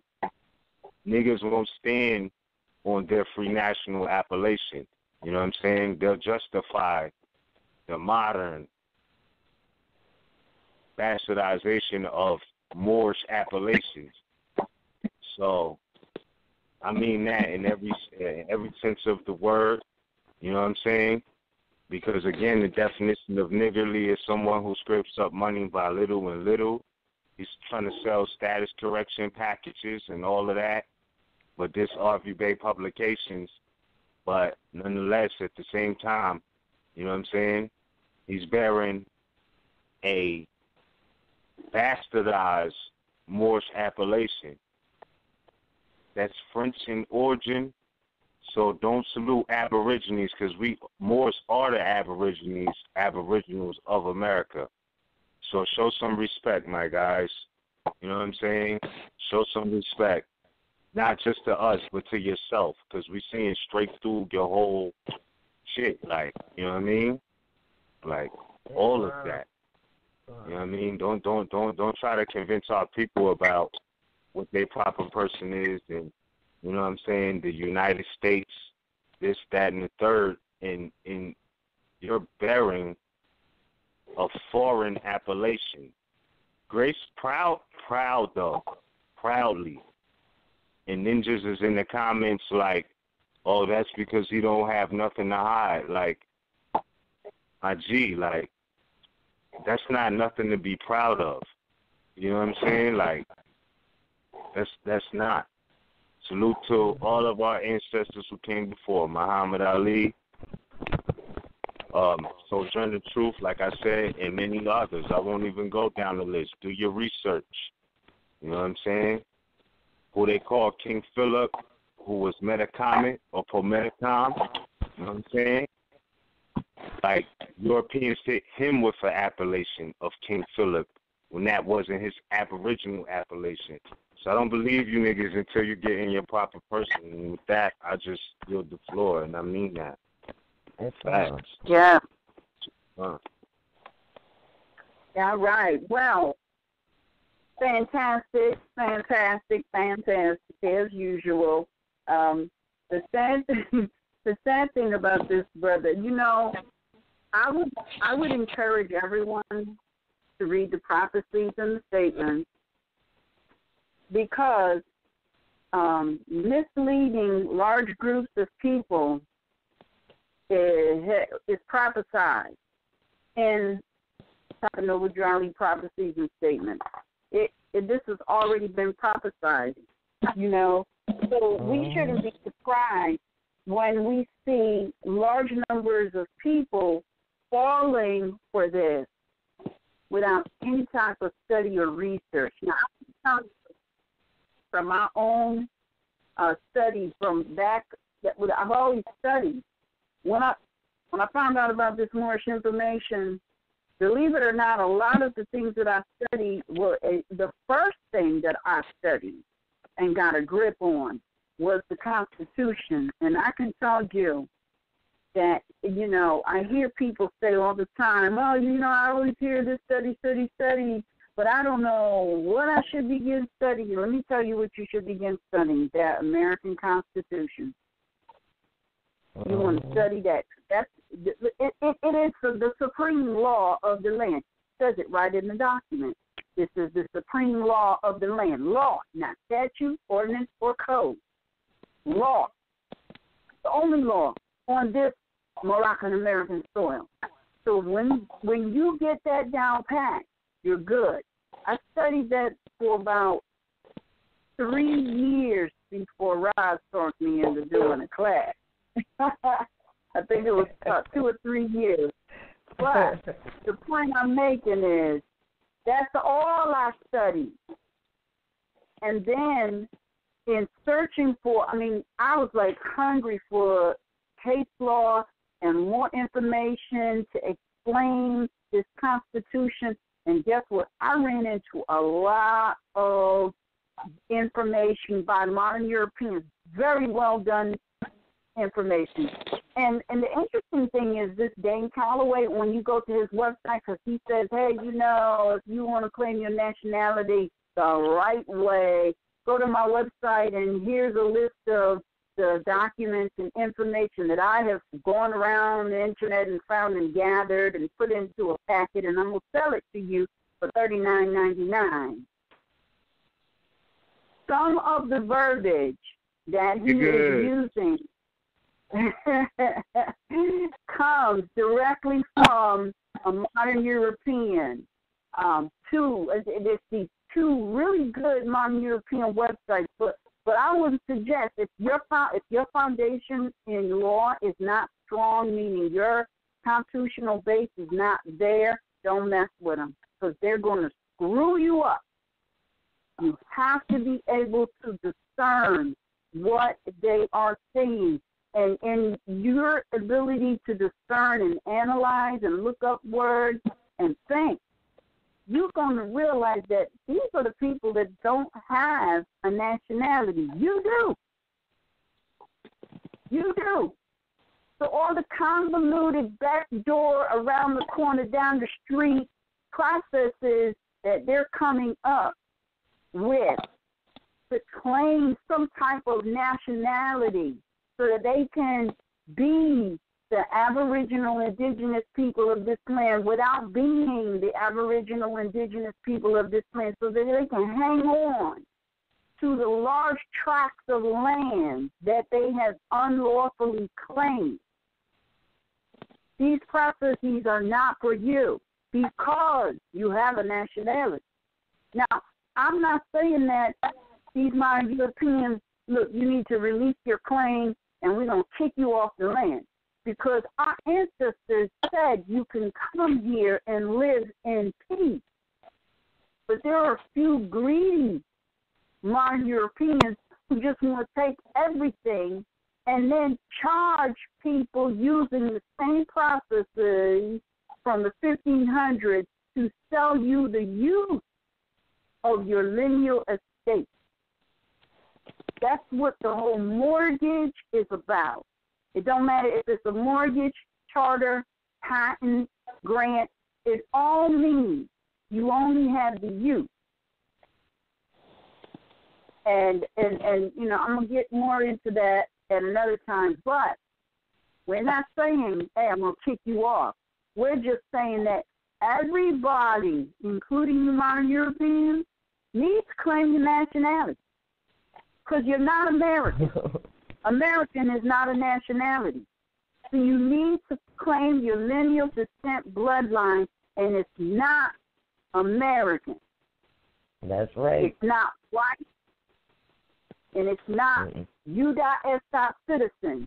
So just like us Moors, you need to go find yourself too. Find your lineal descent bloodline and claim it. all right? And then make sure that everybody across the nation is enforcing the supreme law of the land, the Moroccan American Constitution of 1791, not ordinance, statutes, or code. So with that, I'm going to open up the phone line. You know what? And before you do, real quick, you had said U.S.A. I just wanted to mention, too, that, and I think it was in his thing, about becoming a U.S.National. And so, you know, if someone says becoming U.S.National, that's bogus. But what you might want to do is go look up that. That's for tax purposes only for corporations called American Samoan and somewhere else, I think Philippines. It's right there. It has nothing to do with you as a natural person. Yes. Mm-hmm. Here's a clue. Here's a clue, people. No employee of any corporation can make a determination about your bloodline. There you go. About the blood. If you think that you can become, what did they call it? A United States national, not to be, not a United States citizen. They're both brands. That's right. That's right. And it's nothing. It allows you to know lineal descent bloodline of any sort. They're both brands.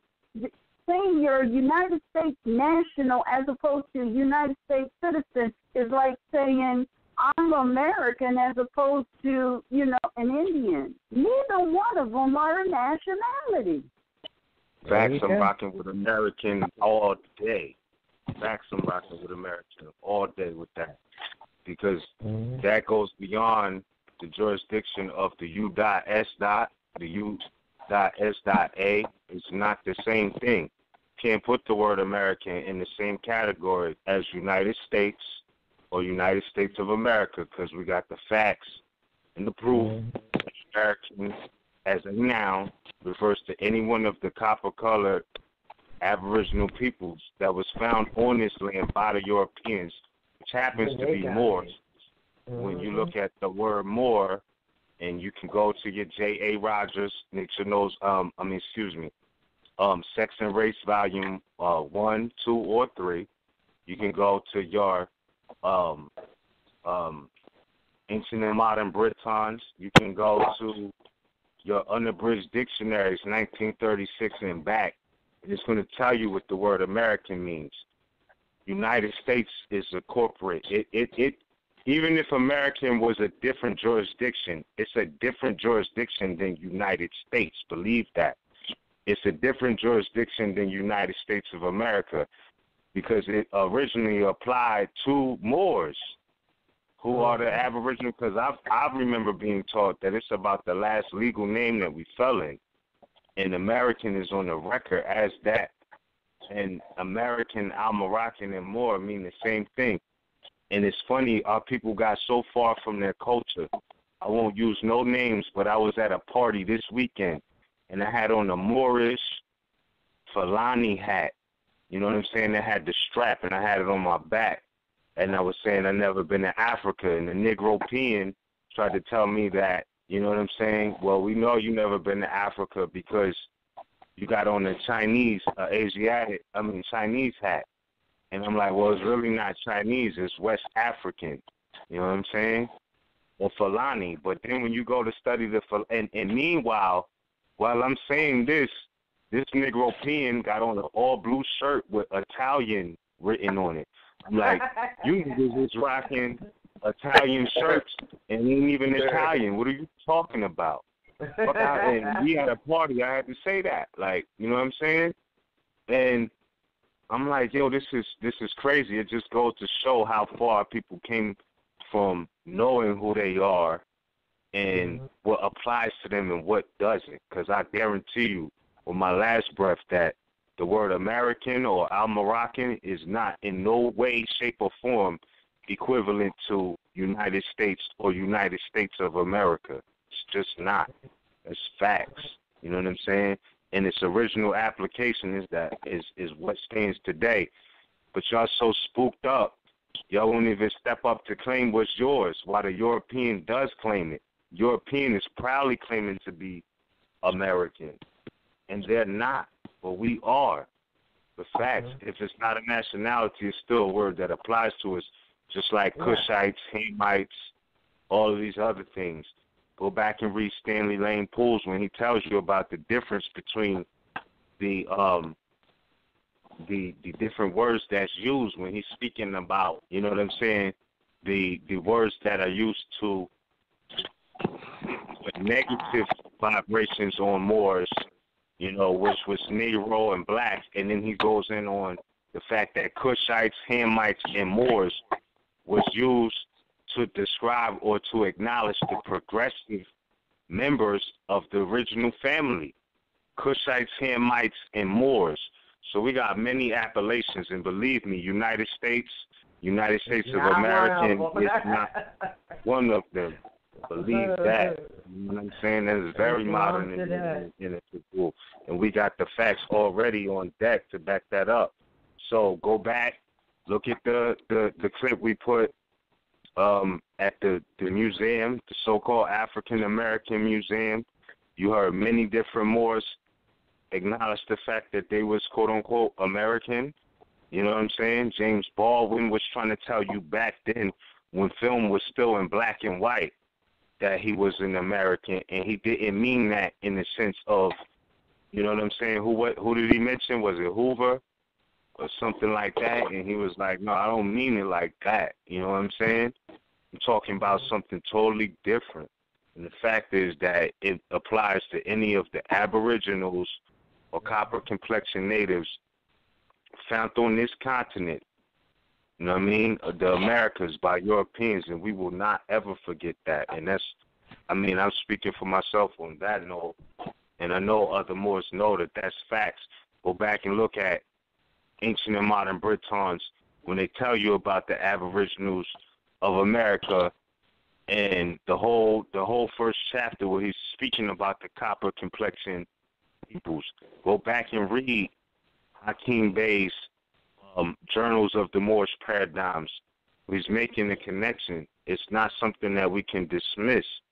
You know what I'm saying? But the Americans, Al-Moroccans, who allowed the Europeans to take their appellation while they claim to be Negroes, blacks, coloreds, Ethiopians, and all types of shit, you know what I'm saying, have now been stripped of their titles plural, because we champions.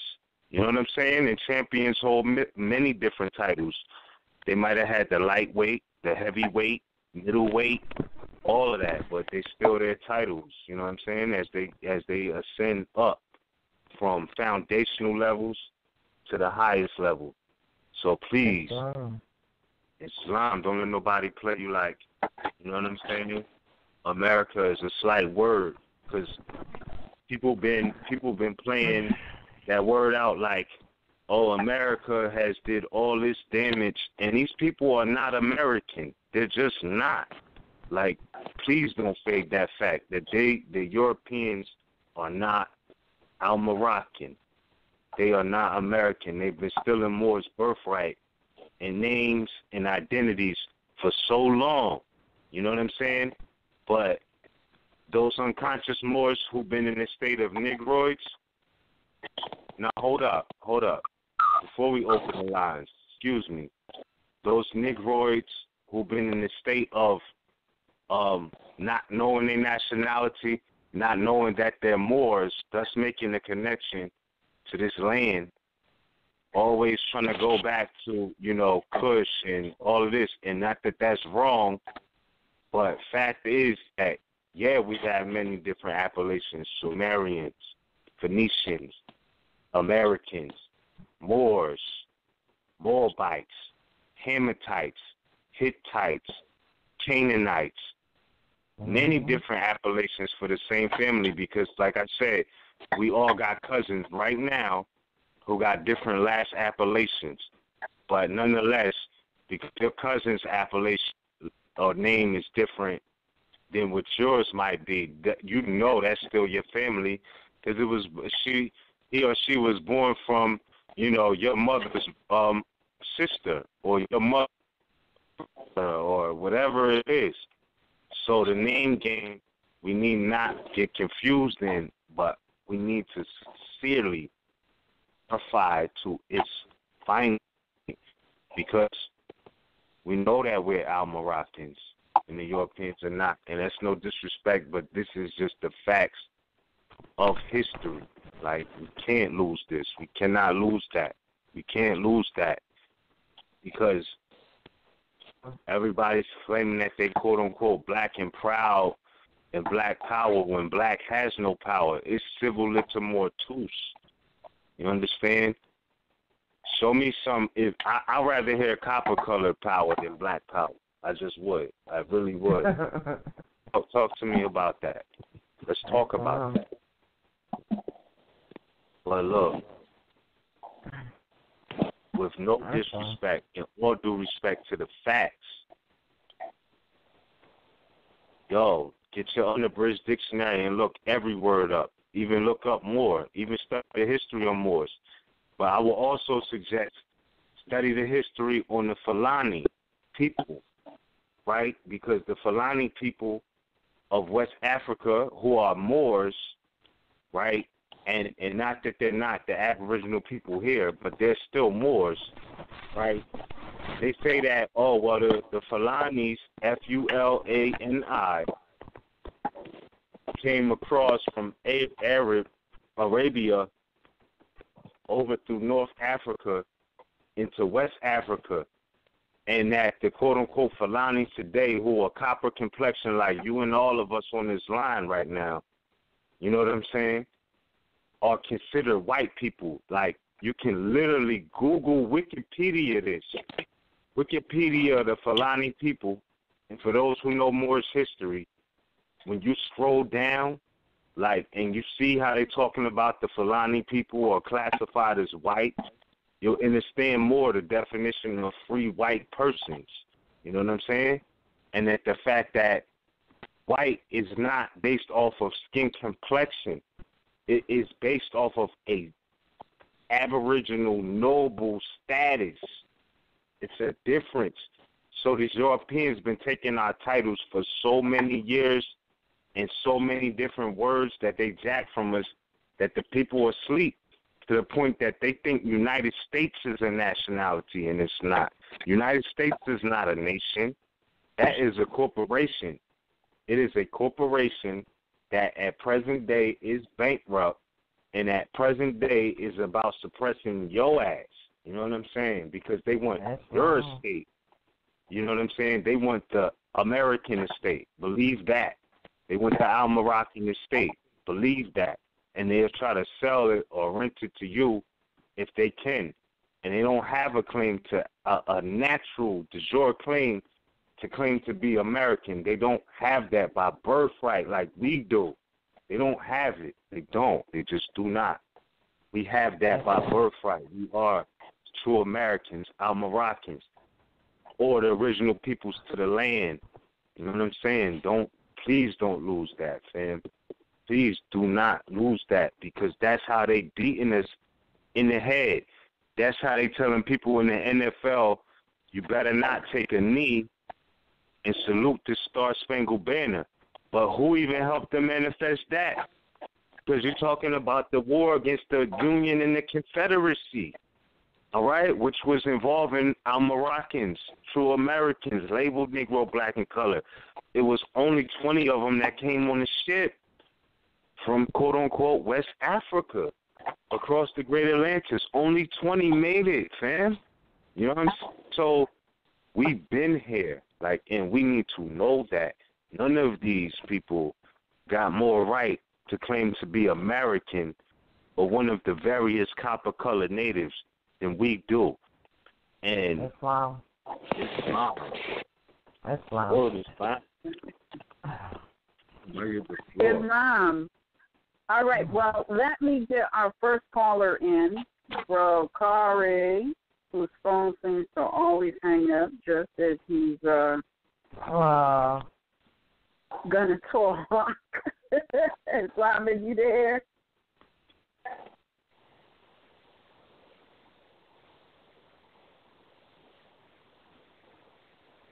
Okay, hold on a minute.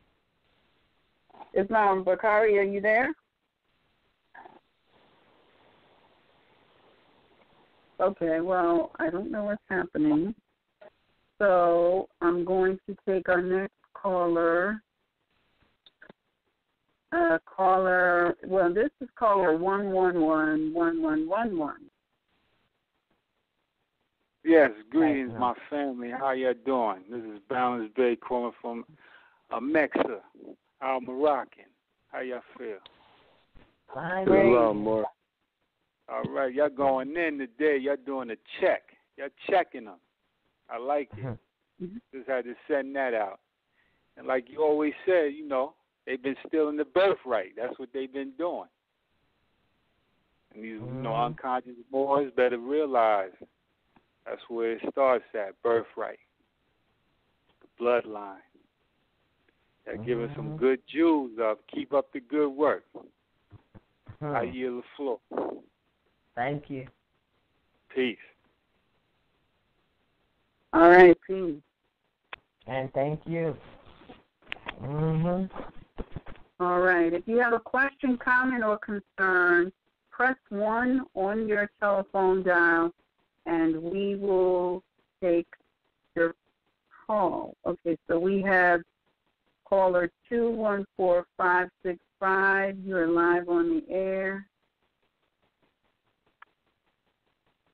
It's on, Bam. Can you hear me? It's long. I can hear It's on. This is Abdul Malik Sabir Shakur Bey. I'm calling from Northwest Amexem, the Texas Republic territory. I'd like to give a shout out to my mother's fair, Anna L. Peace and love to Ms. I'll say Ms. But guess what? Ms. You know what I'm talking about. It wouldn't be you if it wasn't for Mama. What's up, Rod Morale? It's on. It's on. I hear you in the background, man. Everything that you all stated was on point and right for the time, because it's so much is going on. And the reason I got in more sounds, and if you got a problem with me, it's because of you all. Because I hand wrote. I ain't gonna, y'all done add some more stuff. I ain't wrote nothing in 2 years, but I read. And guess what? I got one eye. I've been having one eye over going on 40 years. If I can do it, what the saying say, if I can do it, you can do it too. It's wrong. It's up. Now, read back some you all studying and come together and putting up a format and putting it forth as a format for the people, because I know y'all love y'all people, because you want to earn Islam, common law, consists of those archaic principles, uses, and rules of action applicable to government and security of persons, of property. I say because we are who we are. And nowadays, the trying to exclude, and if we know what we're talking about, then by their so-called law, they include our property. But which do not rest for underline if you got pen and paper, because you don't go into no classroom without under the age of understanding. But if you're over, you get a X in my book. That's which you do not rest for their Columbus Day. They still pressing that lie. And me and my wife were talking, and I brought in the Moorish science. She done took over me, and guess what? I didn't come out of her real, and I ain't had any male that in front of the camera saying this and that. I say, you a liar, and which son or daughter?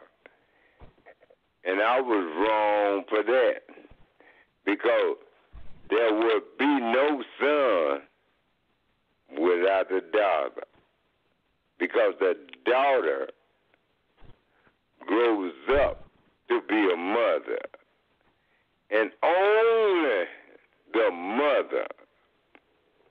And I see our mobiles daily walking around with the insertion only they have that can correspond the activities and the signs that Allah had not only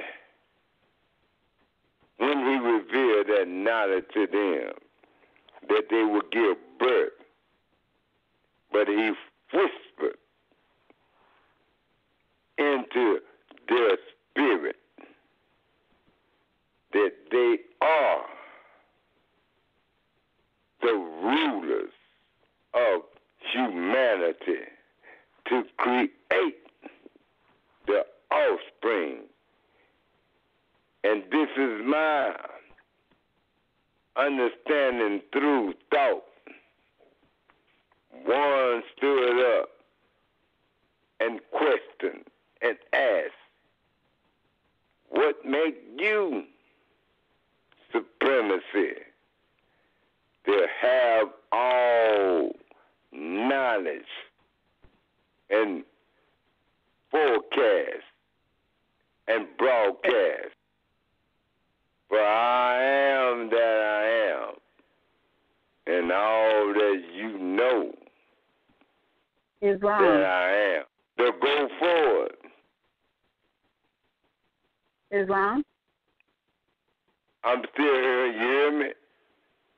All right, Islam. Yeah, we got a bunch of other callers, and we're running out of time. Okay, I'm going to say this here. To you and the air rising around, Mizram, and to Cujo.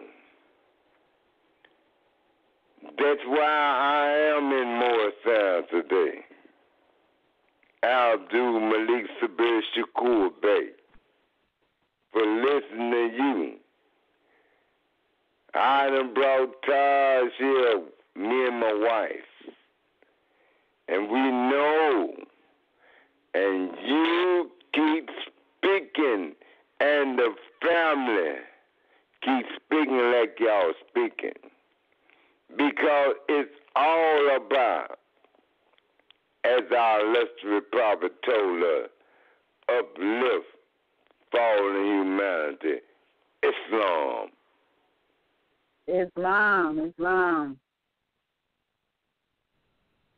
All right. Wow. Our next caller, Brother Bakari, are you there? Yes, can you hear me? Yes, I can. Speak up just a little. All right. Greetings. Is this better? Well, you sound Get a like little your volume is kind of low. I'm on the mic. Hang on a sec. Oh, all right. Is this better?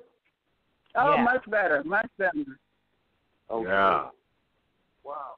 All right. Well, thank you so much, and I'm sorry about the technical difficulty. You know, I'm having issues with that stuff, but and I'll try to make it brief. First of all, I want to make a sort of a disclaimer. What I'm about to say, for the audience members that are listening, and for anyone else that's listening, the statement that I'm about to make, or the words that I'm about to state, it's not based on my emotions, and it's not based on my feelings, based on any sort of personal relationships or people that I have known in the Moorish, Divine, and National movement, but rather based on activities of late that have been taking place by individuals who have been putting out information, and from my estimation have been putting out a lot of truthful information, but then mixing it with lies. Something that we all know is sin, because its intent is, other than what is lawful and other than what is best for the masses as it pertains to nationality. Now, when I got into the Moorish, when I started reviewing information pertaining to nationality, bloodline, etc., I didn't get into it for some sort of business and personal gain. I didn't get into it so that I can obtain reparations. I didn't get into it just so that I can have a nice house and a piece of land and so on and so forth. Because if that is the case, if that is what you're doing this for, then the so-called president of the United States of America can offer you reparations, and you would throw away your ancestral pedigree so that you would have a home, a piece of land, and some fiat. And it seems to me, based on the activities of these individuals who are coming into the circles of Moors, whether it is virtually or whether it is in person, their activities are based on fiat and something other than what Moors are speaking about today, those good Moors. So what do I mean basically? When I look at some of these videos, such as this individual who is named Dane Calloway, it makes me wonder the mental capacity of these individuals who are viewing these videos. I haven't seen a flag representing his nation. What nation is he representing or presenting? What does he have an allegiance to? Okay? What I have seen is an emblem that is similar to the seal of the U.S.A. Now, what is his nationality?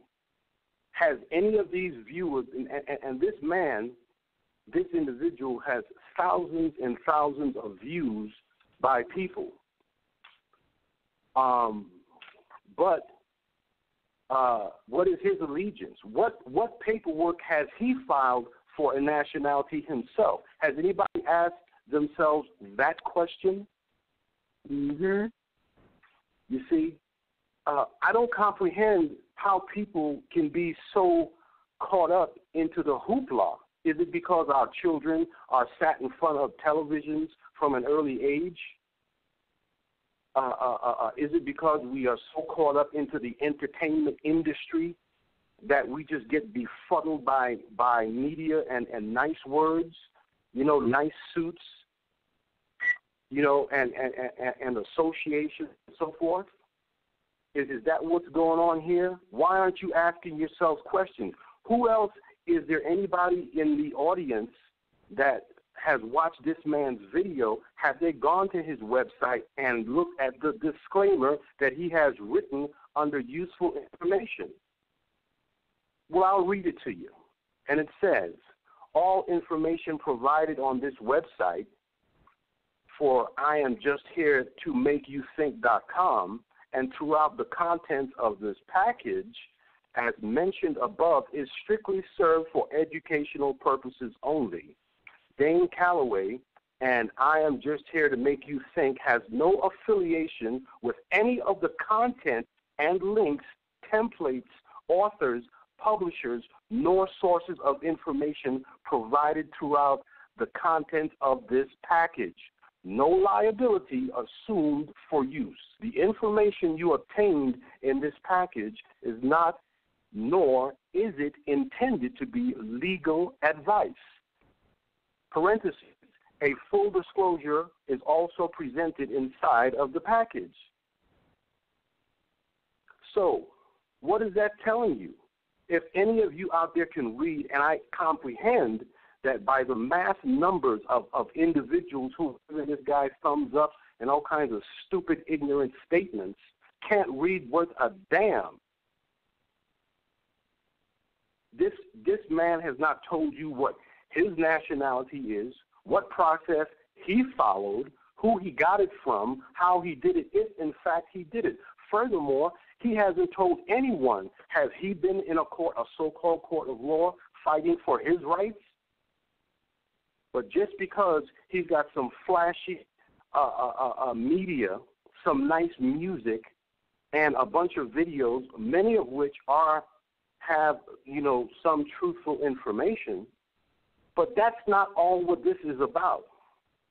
And the most egregious aspect of this whole fiasco, in my opinion, is not the idiots that are so easily dominated by BS and bells and whistles, but the Moors.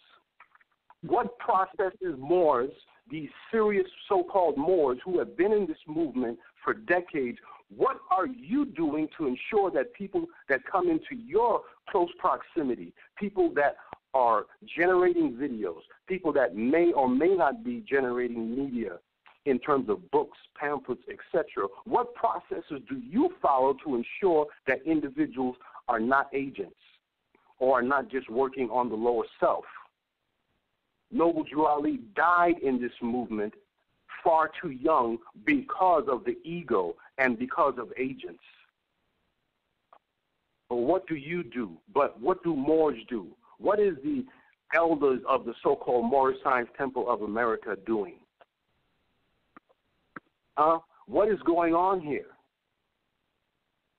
If individuals collectively were doing things and following certain procedures in writing and enforcing certain policies to test individuals to see if they are truly for the nation, because this is what this should be about. People should be ready to die for their bloodline. People should be ready to die for their flag. This is not about just getting out of a goddamn ticket. This is not just about beating a court case.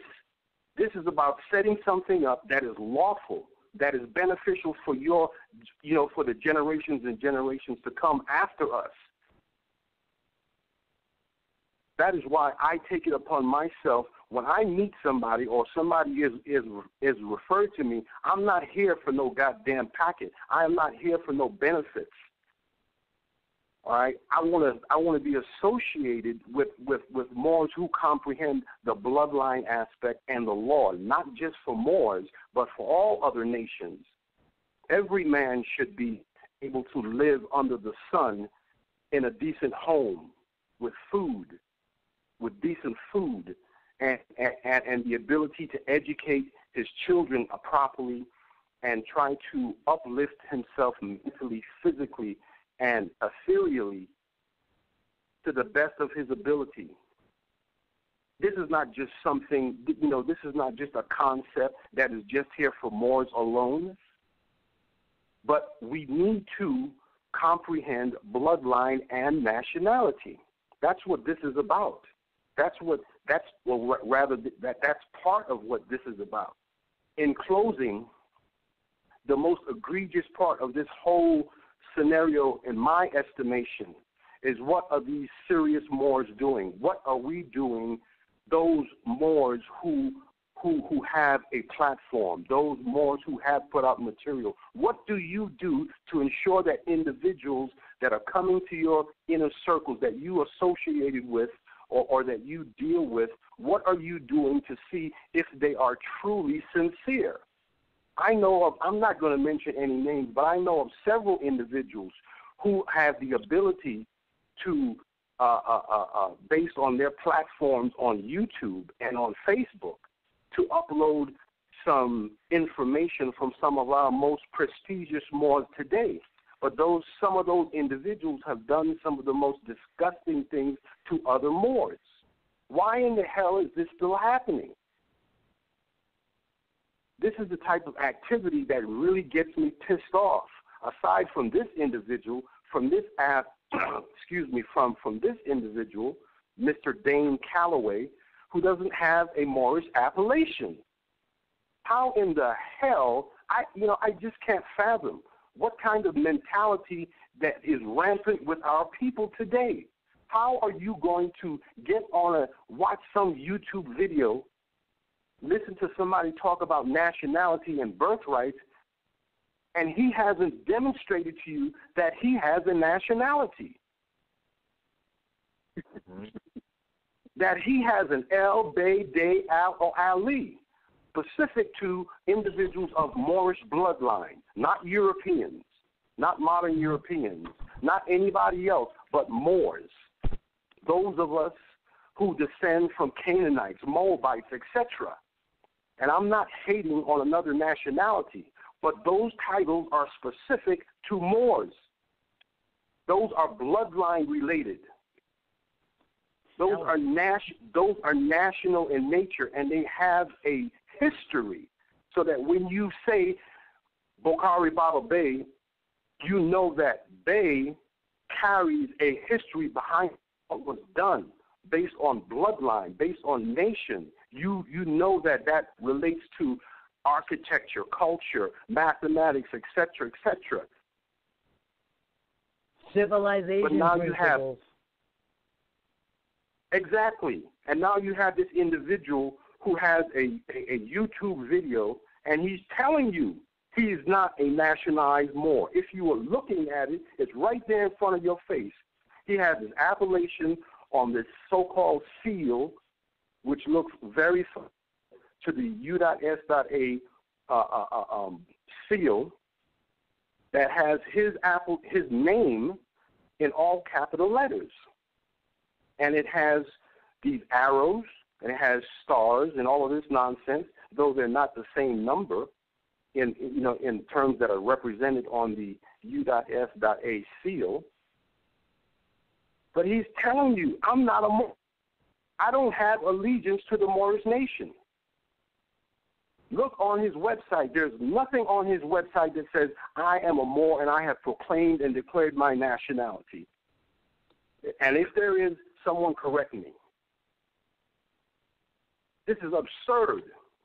This is absolutely absurd. And in closing, so what I would strongly suggest, given this wonderful platform, and I hope that people are listening, is that Moors who have some dignity, who have a comprehension of what bloodline and birthrights really means, is that you take it upon yourself to listen to people like me who mention these things. You need to comprehend that you need to take into account what has already befallen us in terms of these individuals who are out either for ego or COINTELPRO operations. And if you are not investigating things to mitigate that process, you're not serious about this movement. Because in my short time in being involved in researching and communicating with other Moors, I've had to deal with knuckleheads that are just caught up in the ego. And the last thing that I would like to say, as I yield the floor, is that there used to be a time in my short time on this planet, in my early years, from 10 years to 19 years of age before I entered the military, the U.S. military, where men and women in the so-called black community, as if that's what I was referring myself back then, is that we prided ourselves on being original. We prided ourselves, many of us, not all of us, but many of us prided ourselves in the way that we conducted ourselves on a daily basis. Some of us still had some sort of learning. Some of us still had some sort of etiquette, honor, character in which we carried ourselves. There's a term called biting, and that was something that was hated. That was a disgusting thing because you're not being original. You're not creating yourself. And now today we have individuals in the so-called black community are quick to tell you how the so-called modern European throughout history has been stealing inventions and all of these sorts of things and music from the music industry, and all these so-called artists and whatnot are going in the music industry and yada, yada, yada. But what are you doing today? Look, just look around in the Moorish movement. Go to YouTube, go to Facebook, and that's all you see today. It is a bunch of so-called individuals who are calling themselves Moors, who are biting off of other individuals because they're too damn lazy and they're too damn, or whatever it is, to create their own material, to take time to study and investigate things for themselves. And then they go around and slander individuals. So to protect yourself from this type of activity, I'm not saying it's going to stop it totally. But if you're not investigating those types of things, you are not serious. Because these individuals, as Anna Eve mentioned and Rod mentioned, they have a huge audience. It has already been written. And so I hope that someone out there in this audience, primarily elders, primarily Moors, who call themselves Moors, who have a nationality card, who have been into the so-called courthouses and defended themselves with dignity and honor. I hope that you're listening to the words that I'm talking about today. We need to take better care of who you decide to associate with. Islam, and I respectfully yield the floor. All right, Islam. Mm-hmm. All right, and let's see. We have caller 320-309. You are live on the air. Please state your appellation at Northwest Election. Islam, peace and love to the family. My appellation, Inyan Igmu Tahanka Bay, from the Minnesota Territory, northwest of Mexico. I would just like to briefly touch on a serious accusation about the whole 503C, this false assertion that they've made. Now, all I'm asking, research for yourself qualified information that's being presented. And if you're earnestly looking for information, with an earnest mind, with an earnest heart, you can clearly see for yourself what is what and what is not. If you study what a 501c3 is, you would understand that that is a pledge of the priesthood of a lesser light to keep the masses obedient to the princes of the popes of Rome. Now, I say that because when you study on RVBey publication, you are given so much information that is in direct contravention to that effort. Mm-hmm. Mm-hmm. If they're a 501c3, why would they explain to you the power of an allodial trust to protect you from conversion of the Inquisition revenue services? If they were 501c3, why would they go out of their way to explain to you the power of writs and affidavits as opposed to motions and briefs that are instruments of a colorable human trafficking tribunal that may or may not be heard at their discretion? If they were 501c3, would they tell you how to assert your nationality and stand on your square as opposed to surrendering your jurisdiction to a lawyer who is an officer of the court who is in cahoots with the human trafficking tribunal? Would they tell you the pitfalls of hiring an attorney so he can take a turn standing in your place pretending to be you? Would they tell you that if they were 501c3? Before you take it and run with these false assertions, you need to study, understand just what is being asserted, make up your own mind, qualify everything that is being said to you. Don't just be a satan, somebody who's just opposing for the sake of opposing. I say left, you say right. I say wrong, you say right, left. Don't just oppose just for the sake of opposing.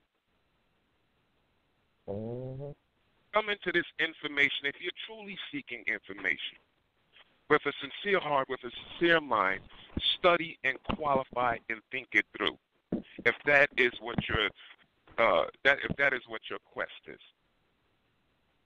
But understand the ramifications of making slanderous assertions like this. There are repercussions to making these false assertions.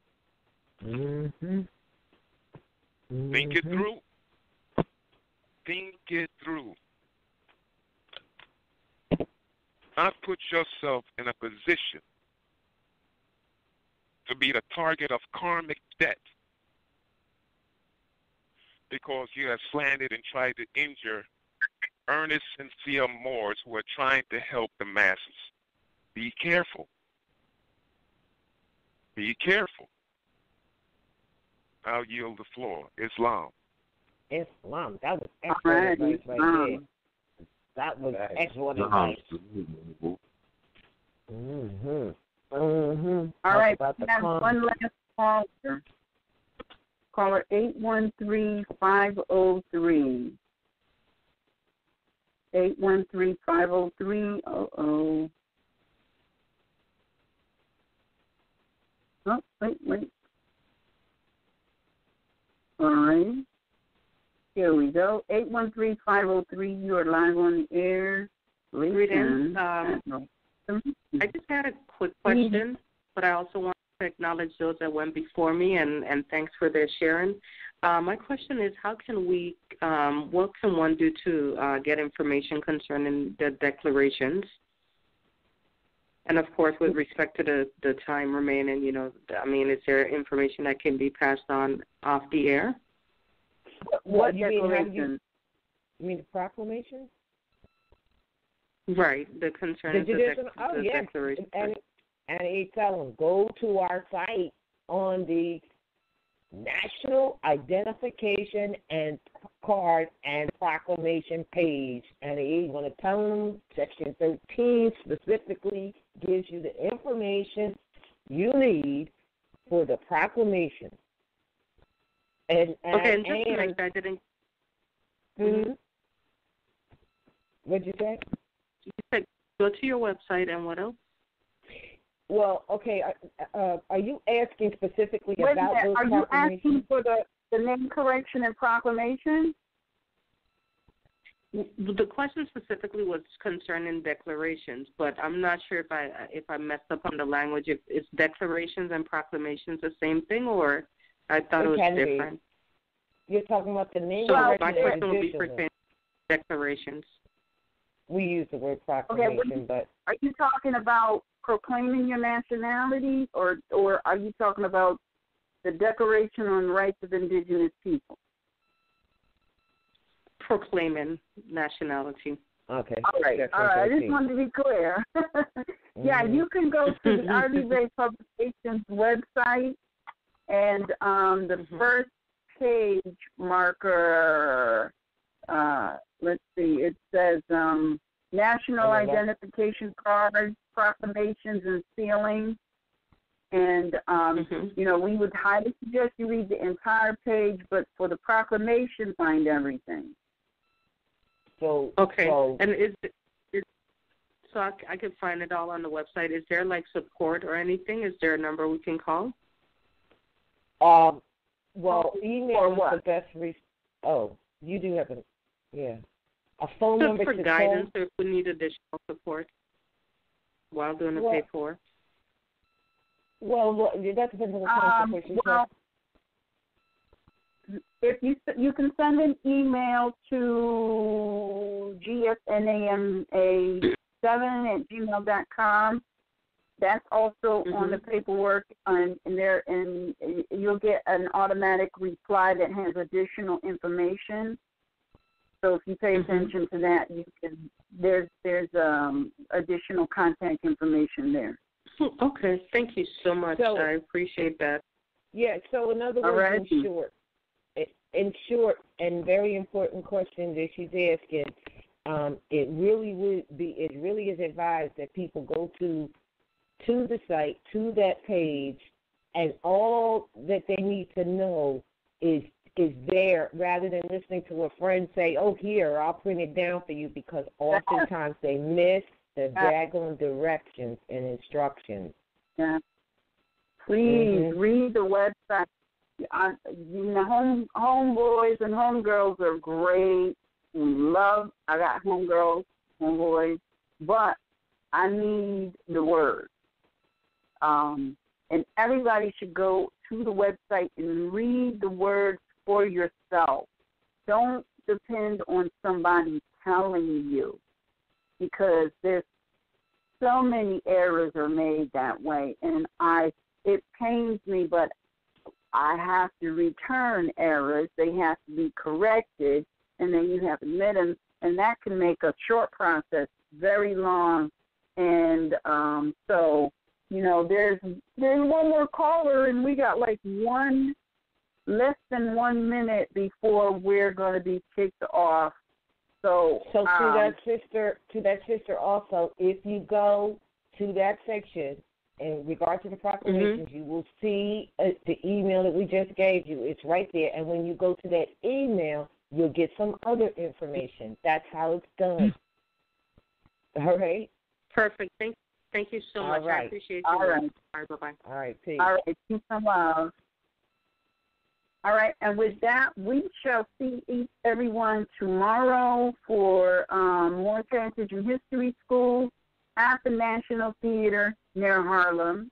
Doors open at 6:30. Class begins at 7:30. And Sisters Standing on Law this Sunday, 1 p.m.